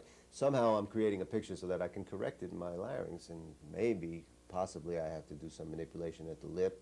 And as I mentioned, the tongue, which we'll discuss next, there might be some correction by moving the back of the tongue up and down that you'll discover if you experiment. But one way or the other, in all this experimentation with coloring, I'm also finding out that I have a lot of variety of nuance and color to use for artistic purposes. What we're doing is really strengthening the color characteristics of a note by dissecting it into the partials. And when I do this over and over again, I discover a wide variety that I might not have known. Now, if you're a recording musician for either classical or jazz, especially when you're playing something either a cappella or with only piano accompaniment, or in jazz situation, a ballad where every note is measured and counted and you can really hear the beginnings and ends in the middle of a note, this is really important for expression. some of the great musicians in this respect, of course, are Sonny Rollins, and again, I mentioned Wayne Shorter. Charlie Parker was fantastic at this also. I'm going to play a little melody, a little part of it in a sentimental mood, which always goes to a high A at the end of the rising line. And I'm just going to keep changing the color just for demonstration purposes.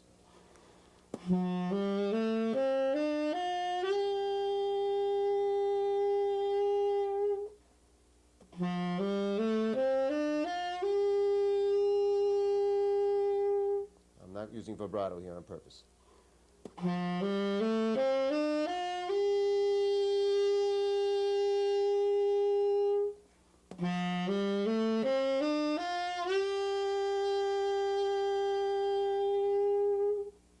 You see, I can get so many different types of shadings on one note, and great artistic value in this is being able to really tell a story with a minimum amount of technique, subtlety, one of the great axioms of artistic creation. Another rather apparent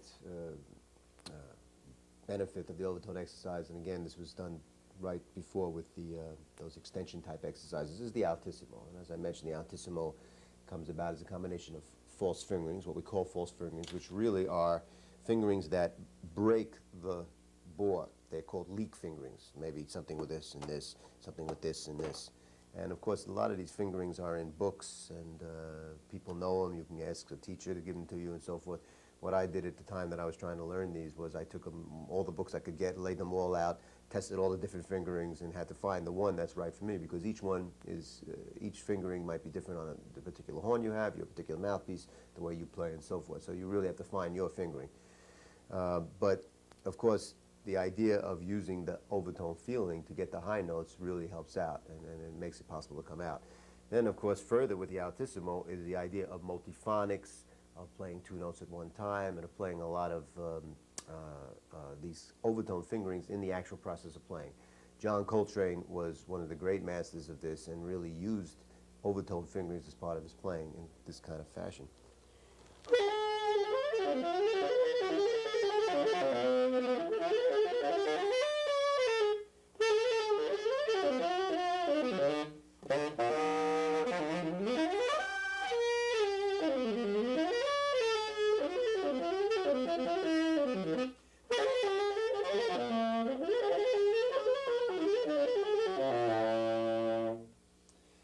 Of course, what I'm doing is, with the overtone feeling and with fingerings, I'm getting the impression of many different notes on one note. For example, here's a B to F sharp.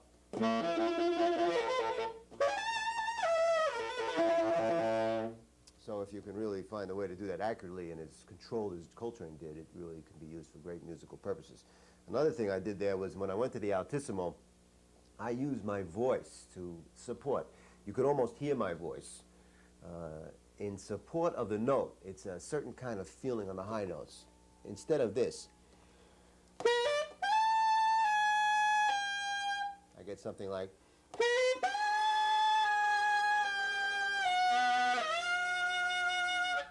and you have a lot of body and a great emotional feeling to those notes. So I like to use that kind of feeling in the high notes. This is all getting your larynx involved in the production of sound for color purposes. And finally, the last and general benefits of this are musical. It is the matter of conditioning your ear. Remember before I mentioned how your mind and body and ear all are supposed to work in balance and in tandem. And here is this exercise of hearing the note beforehand, trying to match the sound, trying to improve the real fingering and matching it to the overtone, is really a matter of inner hearing, willpower, in the sense that you hear that inner sound, you go for that sound, and you produce the overtone, and you do it, and your body will respond. The body is very capable of doing all these things that I do. Some of you may find it difficult to do at the beginning, but if you are strong and persevere and concentrate on these exercises, on this overtone exercise, it will soon find its way. It's just a matter of patience. It's a matter of the oral imagination combined with physical coordination. And if you do it enough times, it starts to become habit. This is the most important set of exercises that I know on the saxophone. That's why I've spent so much time on it. These are the key to playing. This is a way of really finding out how the sound comes out, how it feels, and the way you can control it and shape it. Okay? Now there are a few other things we have to discuss. We are sort of up to this area in the airstream voyage. We did speak about the embouchure before.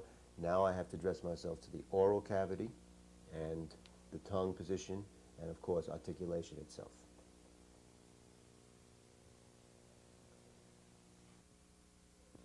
After the air leaves the larynx and before it enters the mouthpiece, it goes through the oral cavity. In the oral cavity are the teeth. And the position of the teeth is something that we can't change. They are fixed. But the one changeable body within the oral cavity is the tongue.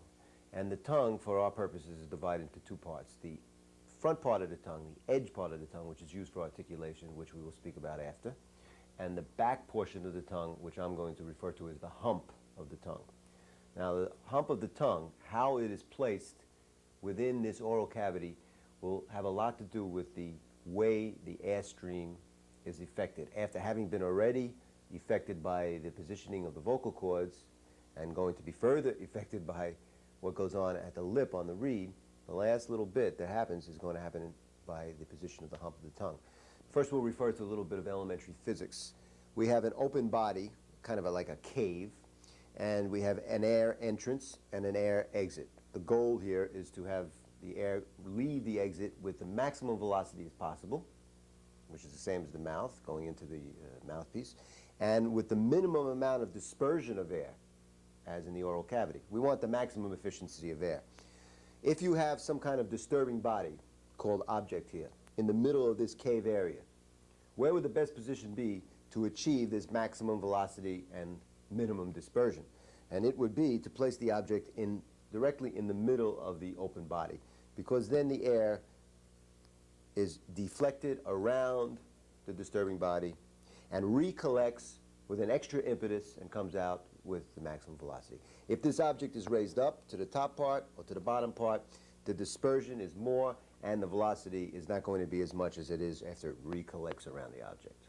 Okay, this object is the hump of the tongue, and this cave is the oral cavity. Okay? Now I want to describe the various positions of the hump part of the tongue by using letters and vowels and consonants, and this diagram of jaws. As you can see, artwork is not one of my fortes, but I think for demonstration purposes you'll get the point of these diagrams showing the position of the tongue. The red is the position of the hump part of the tongue. We use the words, a couple different words here. I'm going to use the word father. If you say father and you exaggerate ah, you get the tongue in a higher position towards the roof of the mouth, towards the soft palate actually, ah, ah. If you say the word law, or, hump part of your tongue is more down at the floor of your mouth. And if you say meat, meat, the E in meat, your tongue is more in this position, which I would call the middle of the oral cavity. The tongue is lightly, the sides of the tongue are lightly touching the molar teeth, the sides of the teeth. This is probably the best position for maximum velocity and minimum dispersion, as the object in the cave was above. Now, this doesn't mean that you never could use or ah, or really any part of language. If you go through the alphabet, say g, k, s, ha, pa, wa, all kinds of different sounds, consonants and syllables, you come up with all these different positions. And in a certain sense, when you're playing, all these positions are viable for coloristic expression. But the ones that are most common are going to be the lower tongue, the higher tongue, and the middle.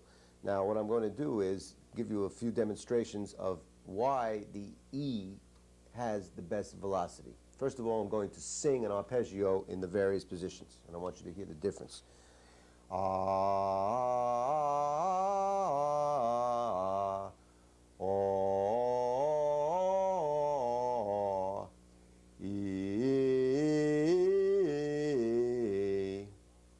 E has the most body and the best sound of the three. Another way of demonstrating the maximum velocity of the E position is to place the T before each of these, tor, ta, and T, and watch how a flame is extinguished by the E sound.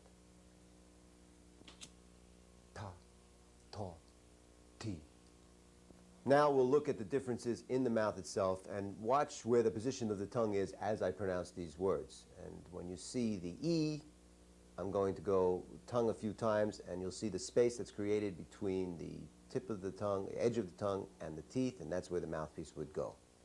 Fad, ah, ah. Law, ah, ah, ah.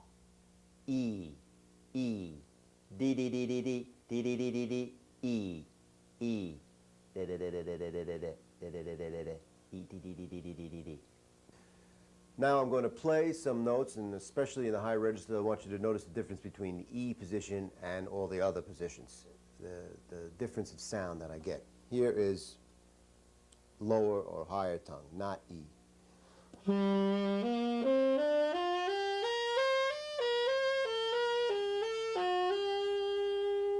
Here is E.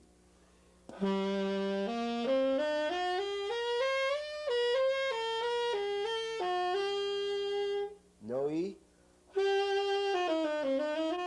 E. I think you can hear that the E position adds a little bit of sheen, a little bit of shine to the higher notes.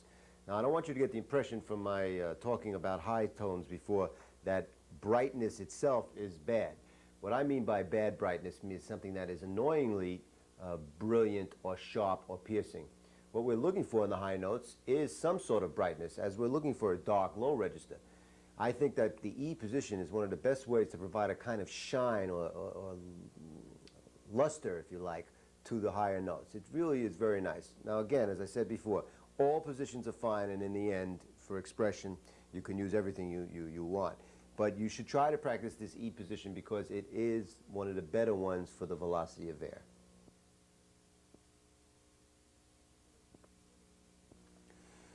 Articulation is one of the main determinants of phrasing, as it is important to whatever idiom you're playing in.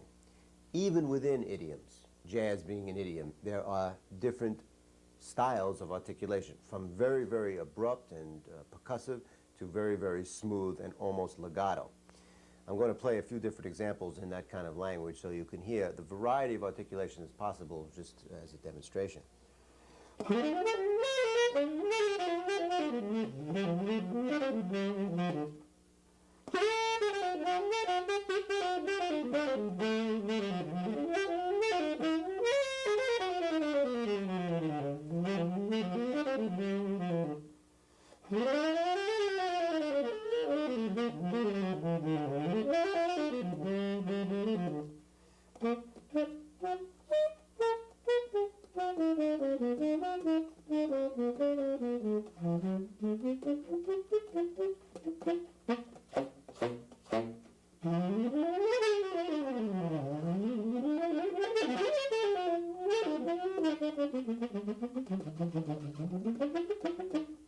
And it goes on and on. One of the things that I look for in somebody's playing, besides their sound and their rhythmic feel, is how much variety they have in their articulation, because this is what keeps me interested. A musician can play the same notes over and over again, but if he changes the way they're phrased, which a lot of that has to do with articulation, you're going to keep interested. And the great jazz musicians are really very, very good at this. And of course, the great composers in classical music, they would enumerate their exact articulation for you, but it's just to keep things changing, because this is really what keeps the music alive and gives it personality. Now, there are many, many ways of articulating, but the most important thing that is happening is that the front portion of the tongue, which contains the muscle tissue, flaps up momentarily, stopping the action of the reed, and that is how you begin the note. Now, that closing against the mouthpiece, which results in the beginning of a note, can be done with great force or very lightly. It can be done with a large portion of the front edge of the tongue, or it could be done with the very, very tip, thinnest point. So what we have is two variables involved, which are the reed and how much of the reed is tongued, the thinnest part of the reed or the thicker part of the reed as we come down into the mouthpiece. And we have the variable of the tongue area, the thinnest part of the tongue working its way back to the thicker muscle tissue. The E position I spoke of earlier, this E position, besides the positive value of the air velocity that we refer to, Also has a very nice place, does a very good thing here for the tonguing, in that when you do the E position, you immediately place the tongue at a very advantageous position apropos to the beginning of the reed. When you have the E position, it ends up that your tongue is about 1/16 to 1/4 of an inch back from the beginning of the reed. So you have the very, very delicate part of the edge of the tongue near the very, very delicate part of the reed. Now, this area can extend up to 3/4 to 1 inch, and that would be for a very aggressive tonguing. And it depends also on the instrument. And of course, a tenor reed is quite a lot longer than a soprano reed. So everything I'm saying about measurements is more for the tenor. For soprano, it's not going to be quite all the way up to 1 inch. It's going to be a lot less. The reed isn't even 1 inch long. Now, first we have to, before we talk about the different intensities of tonguing and this variable of tongue and reed, we want to get that basic position of the tongue when you are striking the reed. It basically ends up that the edge of the tongue flaps against behind the top teeth if the reed wasn't there. And there are a few different words and ways of discovering this motion. I'm going to come in a little bit closer here so you can see exactly this position. First of all, if you think of it as a clock, and if I turn to the side, think of it more as a 3 o'clock position rather than 12 o'clock or 6 o'clock. That's one way of looking at it. Another way is to say the word, how convenient, articulate. Articulate. Articulate. Okay. Another nice little word is dit. Dit. Dit. Dit. This is all with the E position, my sides of my tongue anchored against the molars. Dit. Dit. Dit.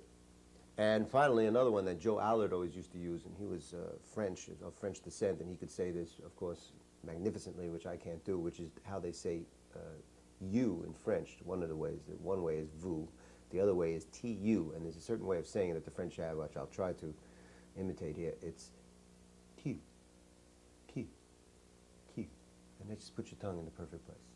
Now, of course, when you put the reed in between your tongue and the top teeth, the idea will be to get the tongue to hit the reed. A good exercise here for developing a sensitivity to the tongue. A lot of times I think that musicians' tongue, and they don't really think about their tongue actually hitting the reed. They don't feel the wood. They don't really acknowledge the presence of the reed on the tongue. So I like to do a little bit of a sensitizing exercise, which is to place the edge of the tongue exactly between the reed and the mouthpiece, right in that opening, and just do single tonguings.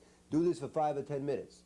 And if you do this, and then you go to the tonguing exercise that we're going to go to, you will really be much more sensitive. I'm starting out right in between.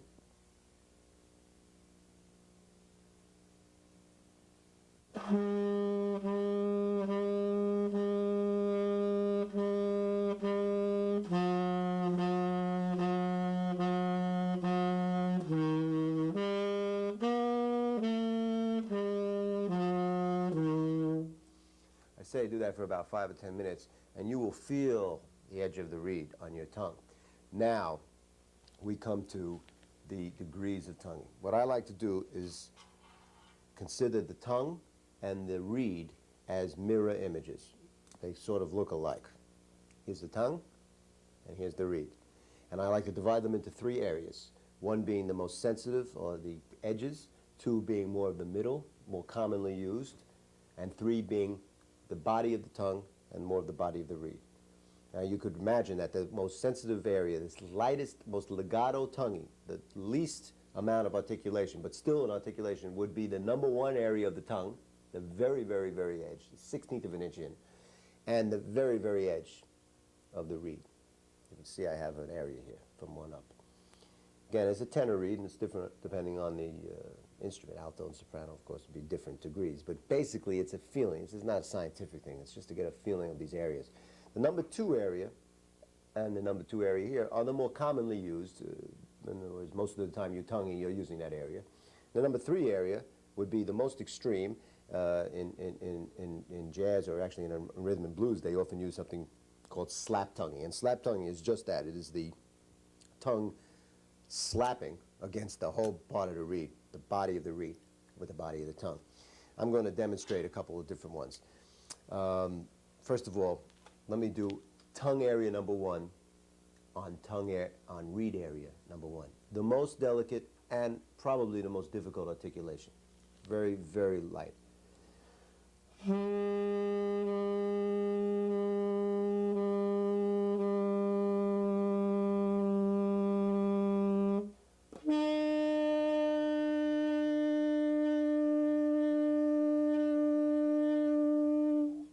Okay? Now I'll do the number 2 area of tongue on the number 2 area of the reed, the common part, the most common articulation.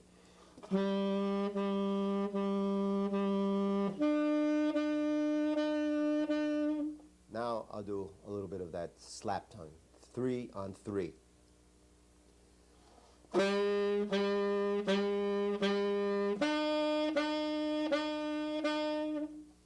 Now for experimentation and for practice and to achieve variety, I'm going to try some different combinations. I'm going to try area number 1 of the tongue, light area, on area number 2 of the reed.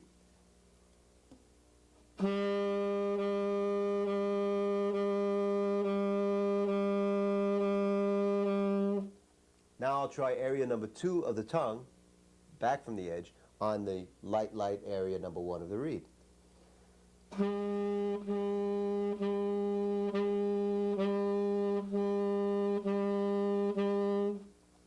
Now I'll try number 3 area of the tongue, the most thick, the thickest part, thickest tissue, on reed area number 2. It's kind of hard to picture, but I'm trying to create a picture of the different intensities.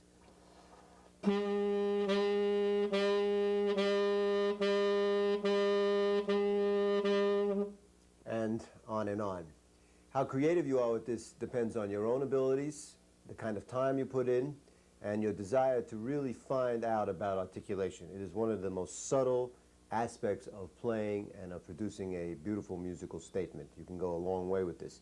Remember, what we're dealing with here are the intensities as provided by the amount of reed area being struck and the amount of tongue surface being used to strike that reed area. You can practice this first on 1 note at a time, and then move on to 2 notes, and 3 and 4, and eventually the scales, and you can use a metronome after a while. Remember, each time you do it, you might want to change the articulation for each series of scales, or within a scale, or so forth. So let me run a few kinds of ways of doing it.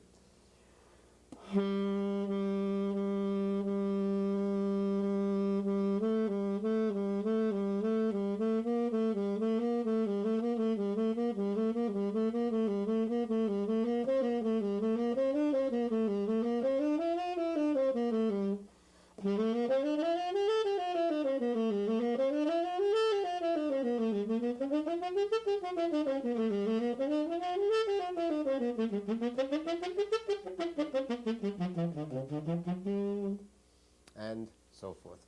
So remember to sensitize your tongue with the tongue in between the reed and the mouthpiece, and then try to feel the various areas of tongue and various areas of the reed. Now we are going to move to more of an artistic aspect. I'm going to give you a few examples of expressive devices and how to exercise them. Of course, this is a very open-ended field that we enter now, and very, very personal. Throughout the course of this video, you'll notice that I've been stressing that any kind of exertions, strain, or tensions that will take away from creativity are to be avoided. And I've been trying to paint a picture of ease of blowing and make it so that you understand and everything, so that you can at least start from a place where it's not going to be that difficult. Of course, I have to say that in the pursuit of artistic license and expression, anything is allowable. Extreme positions that I said to avoid at all costs, of course, can be used if you feel and if you hear that sound that will only come that way. David Sanborn is a very good example. He's a popular saxophonist of our time. A very good example of somebody who has a very extreme position as far as the neck goes. He plays off to the side, which would seem to put quite a bit of strain on this very sensitive larynx that I've been discussing so much. In this case, that strain adds to the tone, gives a certain kind of emotional expression to the sound that obviously is very popular and very artistic in his case. So anything goes. The point is, within idiom, within the idiom you're playing in, you wouldn't want to do something that is outlandish in that particular idiom, and of course within your own personal taste and in observance of the rules of courtesy to the musicians you're playing with and the rules of the music that you're playing. This is a matter of taste and a matter of opinion. The list is partial that I'm going to give you. I mean, it's some of my ideas. Here is a place, an area where you can discover your own combinations of devices. You can study other musicians through records and through live performances and observing them and hearing them at the same time. And also just really experimenting and being creative and having fun with it, because this is an area to have a good time with. This is the personality of the musician speaking. I use hand movements and body motions and facial expressions to make my point. So we all use different types of motions. Just like we all have our own fingerprints, we all have our own expressions that will make the point that we're trying to make in a conversation. Well, what we're doing now is talking about those particular aspects of playing that give personality to the music. It gives the stamp of who you are when you play. When you hear somebody play, the thing you really like is that, I know that that is Joe Henderson. I know that that is Michael Brecker. I know that that is Ben Webster. It's from the very first note, and that's probably mostly due to the use of personal nuance, expressive devices, and just creative thinking in tone production.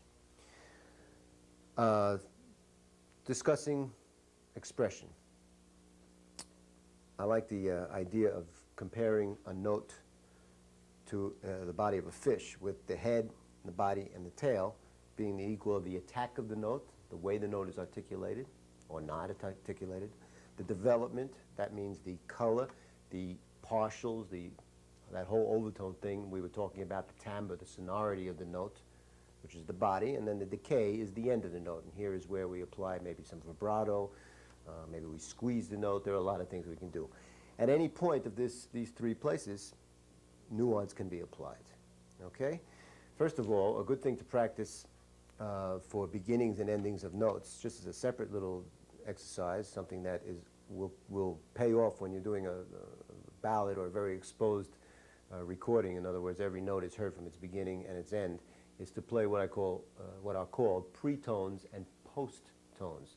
In other words, start from air, work your way into a note as gradually as possible, build up the volume a little bit, and then decrescendo back into air, as lightly and as evenly and smoothly as you can.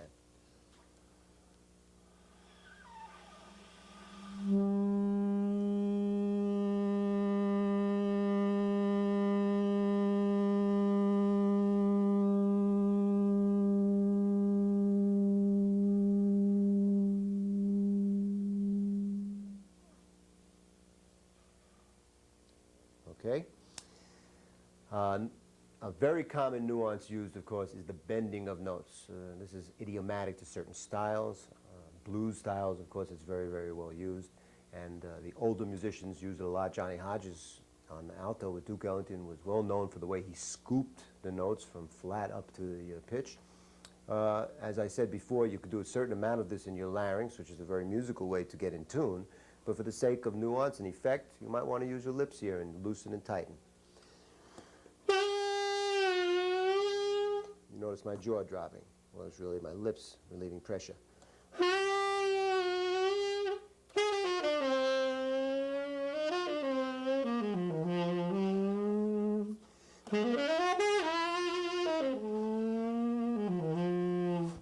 Okay, that's a colorful effect if used with taste. And as with all these expressive devices, the thing is that the device should not take away from the character of the music and the content. The content has to be there, and then the device could be used on top of it. Another very common device used, especially in the older days by the older musicians, Ben Webster was fantastic at this, is the use of subtone, which is the most lip area on the reed, therefore subduing the vibrations.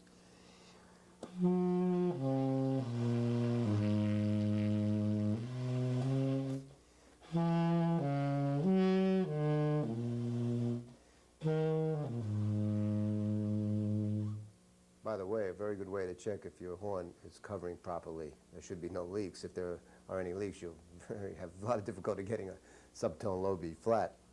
Also, as you heard in there was a little bit of an air sound, using air as an effect, or spit.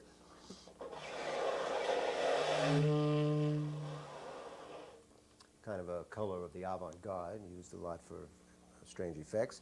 More are buzzing sound, growling sound. In other words, use of the voice with the notes. Singing the note, singing another note, all kinds of different things.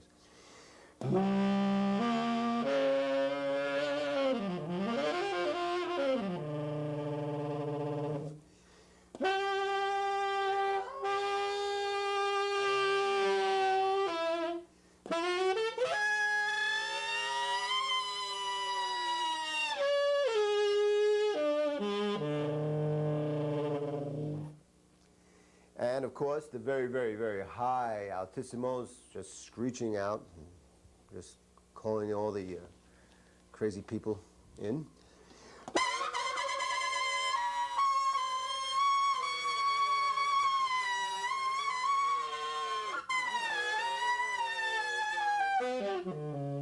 And so on. Of course, the sudden use of dynamics, ranging from very fortissimo to very soft. Ghost notes have something to do with this. You know, in jazz phrasing, you often hear a ghost note. It almost disappears. It's not quite there. Well, these sudden wide ranges of dynamics is very, very effective. And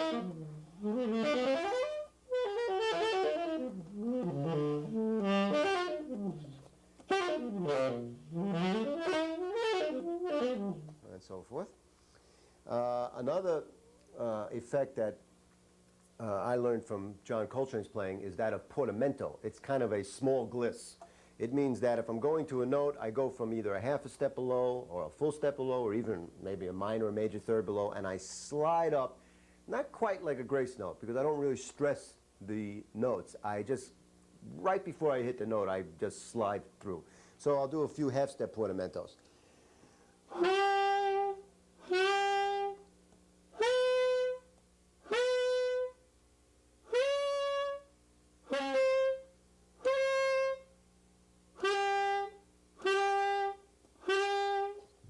Whole step portamentos.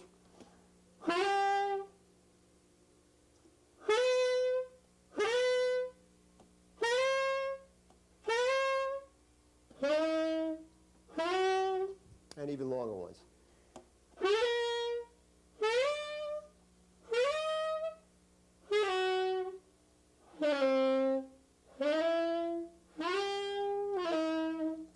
Combined with glisses.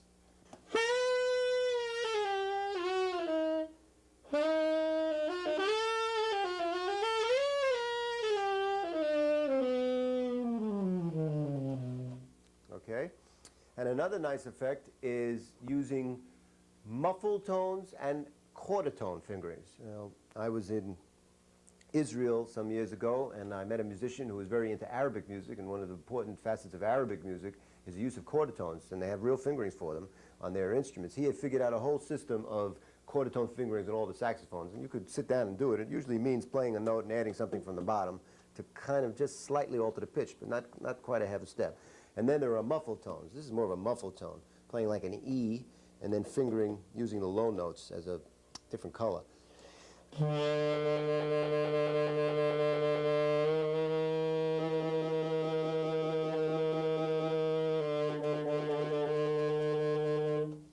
That just kind of changes the color of it. It's a little bit like the overtone coloring thing we were doing. But the quarter tones, see,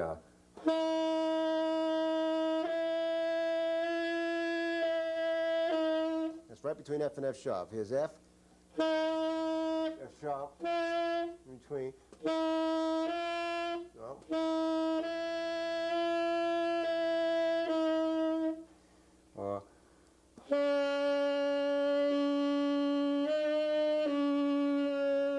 Between E flat and E.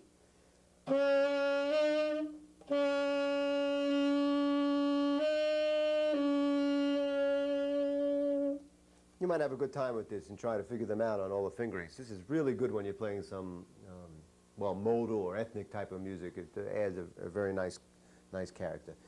And as I said, of course, multiphonics and 2 notes at a time and harmonics and all of that, and there are many, many fingerings for multiphonics, and many, many people more adept at that than I am.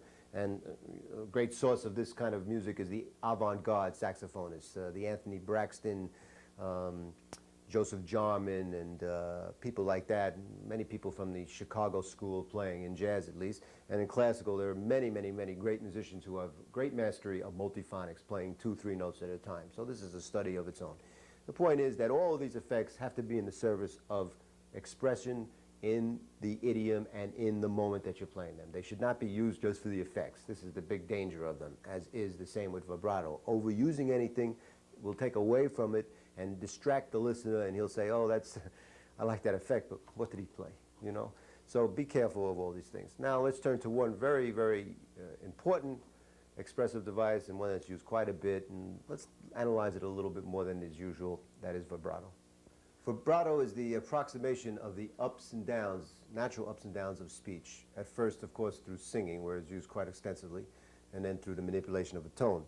It is this manipulation of a note by rapid fluctuation and rhythmic pulsation of the pitch and the volume. It is really not a shaking of the up and down of the pitch so much as it is mostly the volume in and out, loud to soft.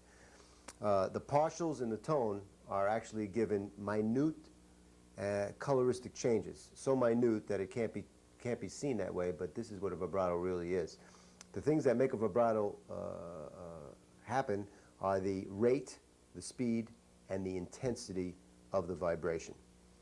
Be careful when you're doing this of overdoing it and of too much distortion of the pitch. It is really more the volume than the pitch. Vibrato can be applied anywhere in a note, at the beginning, in the head of the note, the body of the note, or the decay. The decay type of vibrato has been known as terminal, meaning at the end of the note. Coltrane was very well known for his use of terminal vibrato, and vibrato is an important part of the saxophone style of many, many stylists. It is good to practice the vibrato slowly in pulsations, maybe 4 to a beat, 8 to a beat, develop it up to 12 to a beat, and to try to apply it to one note at a time and slowly, increasing its speed and its rate. Okay? Now there are many types of vibrato depending on the body part involved. I'm going to trace it from the most obvious form of vibrato, beginning with the larynx, to the most minute and subtlest form, which has to do with the lip. So first kind of vibrato is where you bounce the diaphragm, and you'll see me moving in and out with the diaphragm or the abdomen area, and the tone will be fluctuating that way.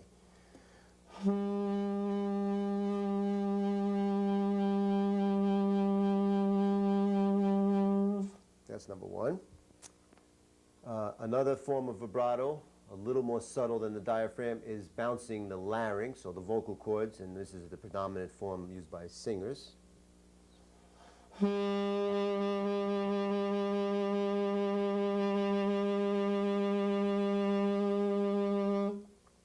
Next form we move on up is jaw vibrato, and this is a movement of the jaw, actually up and down, kind of a da-wah-wah-wah-wah-wah motion. This was used greatly by the older tenor players, older saxophonists.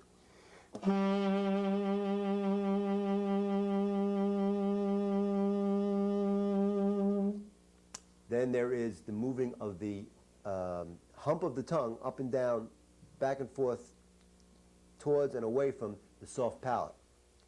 This is almost like a shaking.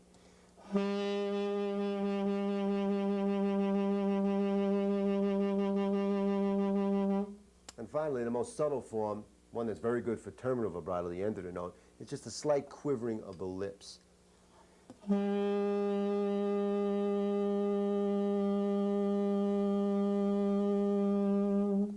So a vibrato may be, if I just do it freely now, go through all these different stages and go from very, very gross, obvious to very subtle, and controlling the speed and the intensity.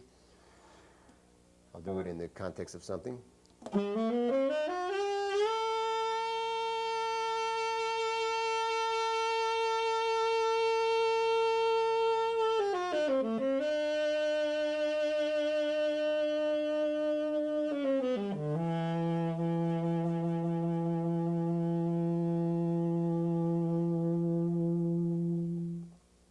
very, very subtle form of expression, not to be overdone.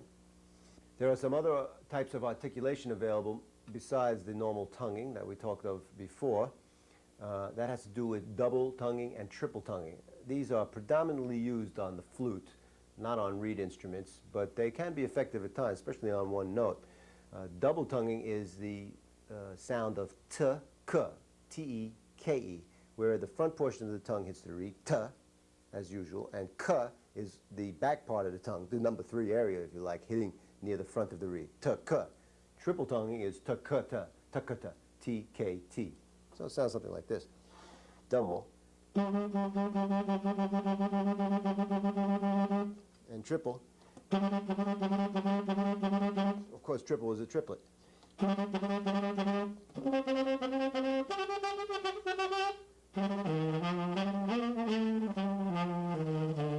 then there's a kind of flutter tonguing. A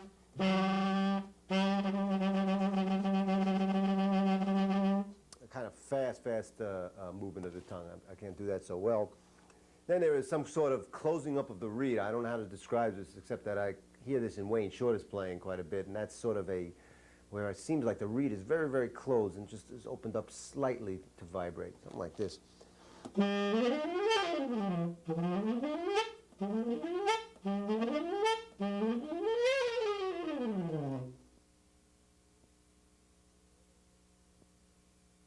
I don't think I have to tell any saxophone players that reeds and mouthpieces are a little bit of a disease that we are all afflicted with in this business. I spent so much money and so much time trying to find the right reeds and the right mouthpieces, and I'm not saying that it's a waste of time, because doing that I learned more about playing, because I had to adjust and do so many things every time different.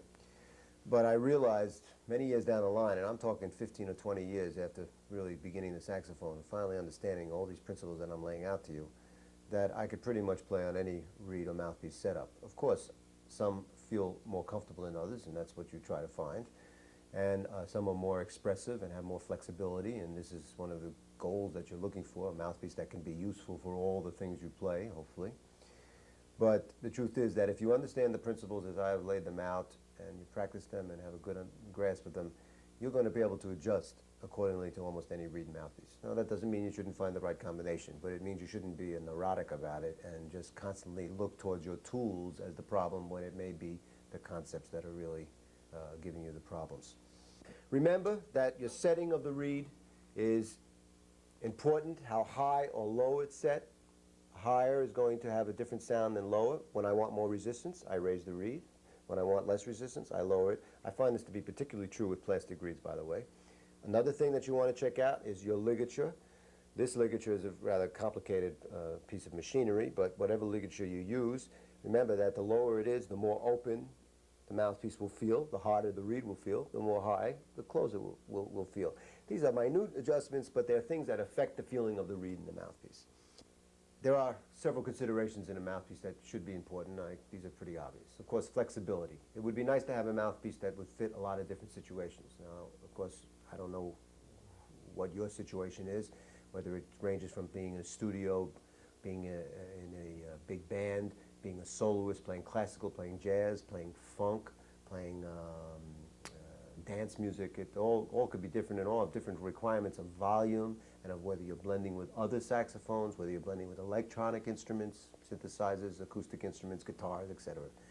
So these are considerations. Flexibility. It would be nice to have one that fits all occasions. Some people have different mouthpieces for different occasions, whatever suits you. I think one of the big requirements for a mouthpiece is that there should be a certain amount of resistance.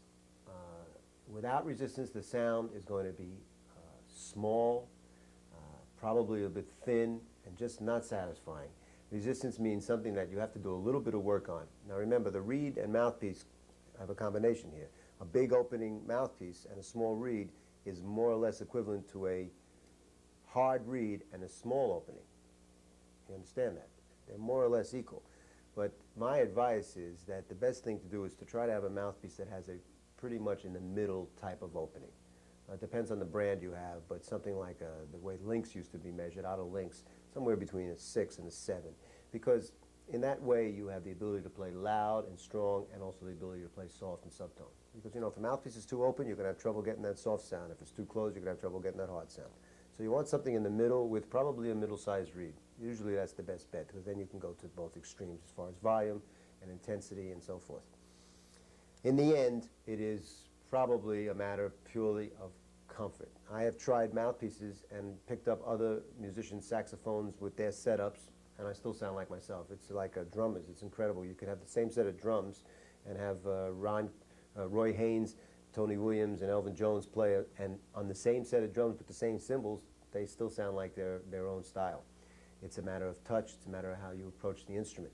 So in a way, we're going to get our sound no matter what. I've discovered this. That doesn't mean the search doesn't go on, but you want comfort. You don't want to be working so hard that you're taking away from the artistic intention and that you're just killing yourself. I had a mouthpiece that was a 10 opening for a while, and I worked and worked and worked, and finally Joe said to me, he said, "Why are you doing this? You could do all the same thing on a smaller opening." So try to get something in the middle. Another thing that's very important and crucial to the color and the quality of the sound is the height of the baffle. The baffle is the area right below the tip, and if the baffle is a high baffle, curved more like this, the sound is deflected in a way that will cause a brighter sound than if the baffle is dug in a little bit, what we call deeper baffle, and the air goes down and circulates a little more, and it has a little bit of a darker sound. All right? And finally, the last thing, of course, of consideration is the kind of material that the mouthpiece is. This is a brass mouthpiece made of brass, which is a very, very good material. There are very good hard rubber mouthpieces, plastic mouthpieces, glass. There are even wood mouthpieces, silver, and all kinds of alloys that some have been used and probably yet to come, of combinations of metals and all kinds of things that make it for a different sound. This is something to consider. Metal mouthpiece has a certain quality to it as compared to a non-metal mouthpiece, and that's something that's a big distinction right off. Finally, adjustments that you can do to a mouthpiece. Well, one thing that I do sometimes if I feel that the mouthpiece that I'm trying or attempting to try is a little too wide for me, too big, that would mean that the opening is too large. So a way to give a false sense of a smaller opening is to take, like, let's say, some paper or something, cardboard, and make like a wedge. Put it underneath the reed, put your ligature on, and you can see that the angle will then close a little bit more, and you'll have a smaller opening. It's kind of a way of experimenting with a smaller opening. Unfortunately, you can't experiment with a wider opening unless you dig into the mouthpiece. Another thing that some musicians do is they make, if the baffle is a little too low and they want to get a brighter sound, they take some people have used things like chewing gum, and they put it into the baffle in order to raise it. Some kind of material into the baffle, glue it in, and see how it feels if you get a brighter sound. This is ways of experimenting without going out and spending hundreds of dollars before you know you have the right mouthpiece. And finally, of course, you can always go in there with a knife or with a file and start to doctor the mouthpiece. There's a great story about John Coltrane trying this on his mouthpiece and really messing it up, and then the next album he recorded was called Ballads. This was in the mid-1960s, and it was a great departure for Coltrane, who had been playing very, very intense music, to come out with the Ballads album, which in retrospect is one of his most beautiful albums and probably one of his most well-known albums. It's a fantastically beautiful album. But of course it's ballads, so it's quite a lower volume level, and supposedly the story was that, well, he messed up his mouthpiece trying to fix it, and he didn't have one to record with, so it was good for him to record ballads. I don't know if that's true or not, but the point is, if you go in there with a file or a knife, you better be sure you know what you're doing, because you're going to change it and you can't get it back so quickly. The other thing is, it's not so simple as just, well, I'll open up the mouthpiece or I'll change the tip or something like that, because every variable on a mouthpiece affects something else. So as soon as you do one thing here, you're affecting something that you may not know about. I advise you to go to an expert when you do matters like this. Well, ladies and gentlemen, we have finished the voyage of the airstream. We've gone up the river and down the river and stopped at the cities and byways along the way. We followed the air from the abdomen up through the chest cavity into the larynx and vocal cords, the oral cavity and the tongue position, both the front and back, the bottom lip and its very important adjustments at the reed, and of course the teeth and the jaw and the corners of the mouth, and finally reeds and mouthpieces. There's no way that somebody can give someone else a sound, certainly not through a videotape, not through a recording, and not really even through a lesson, standing in front of somebody. The best that a teacher can do, or that an artist can do for someone, is to inspire them, first of all. Second of all, to more specifically correct any things that are very wrong, by wrong meaning tensions that can be eased, leaving more time and room and energy for creative and personal feelings to come through. The idea of playing is to express yourself, to have something to say, and to have fun, to feel good. Saxophone should feel good. You should look forward to picking it up every day. If it's a chore, if it feels wrong, and if it feels painful, I don't think you're playing the right instrument. That's a very important thing to remember. With all this work, it should still be a joy. Self-discovery and improvement should be fun. Saxophone is a natural extension of the body. It is as easy as speaking or singing. Joe Allard used to say that to blow is to breathe, and that really proclaims its ease as it should be. I have mentioned before, earlier in the tape, at the very beginning of the tape, that there is a book that follows very much the course of the video with a little more detail and the exercises written out. It's called Developing a Personal Saxophone Sound, and it could be a good adjunct. There's also another book that I might mention that is not about saxophone, but it's about aesthetics and about my personal voyage artistically through jazz and through all kinds of music, and how I've arrived at what I have and some of my recordings, and basically a diary of my artistic growth. It's called Self-Portrait of a Jazz Artist, and at the end of the tape you'll see some places available to get both books. I just want to say have a good time with this tape. I hope to meet you personally at some point, maybe be able to give you an actual physical lesson, because there's nothing like having the teacher there in front of you, and it will be a pleasure. We're all part of one big family. Those who play the saxophone, they get along with each other very well. I want to thank you for your attention, and good luck.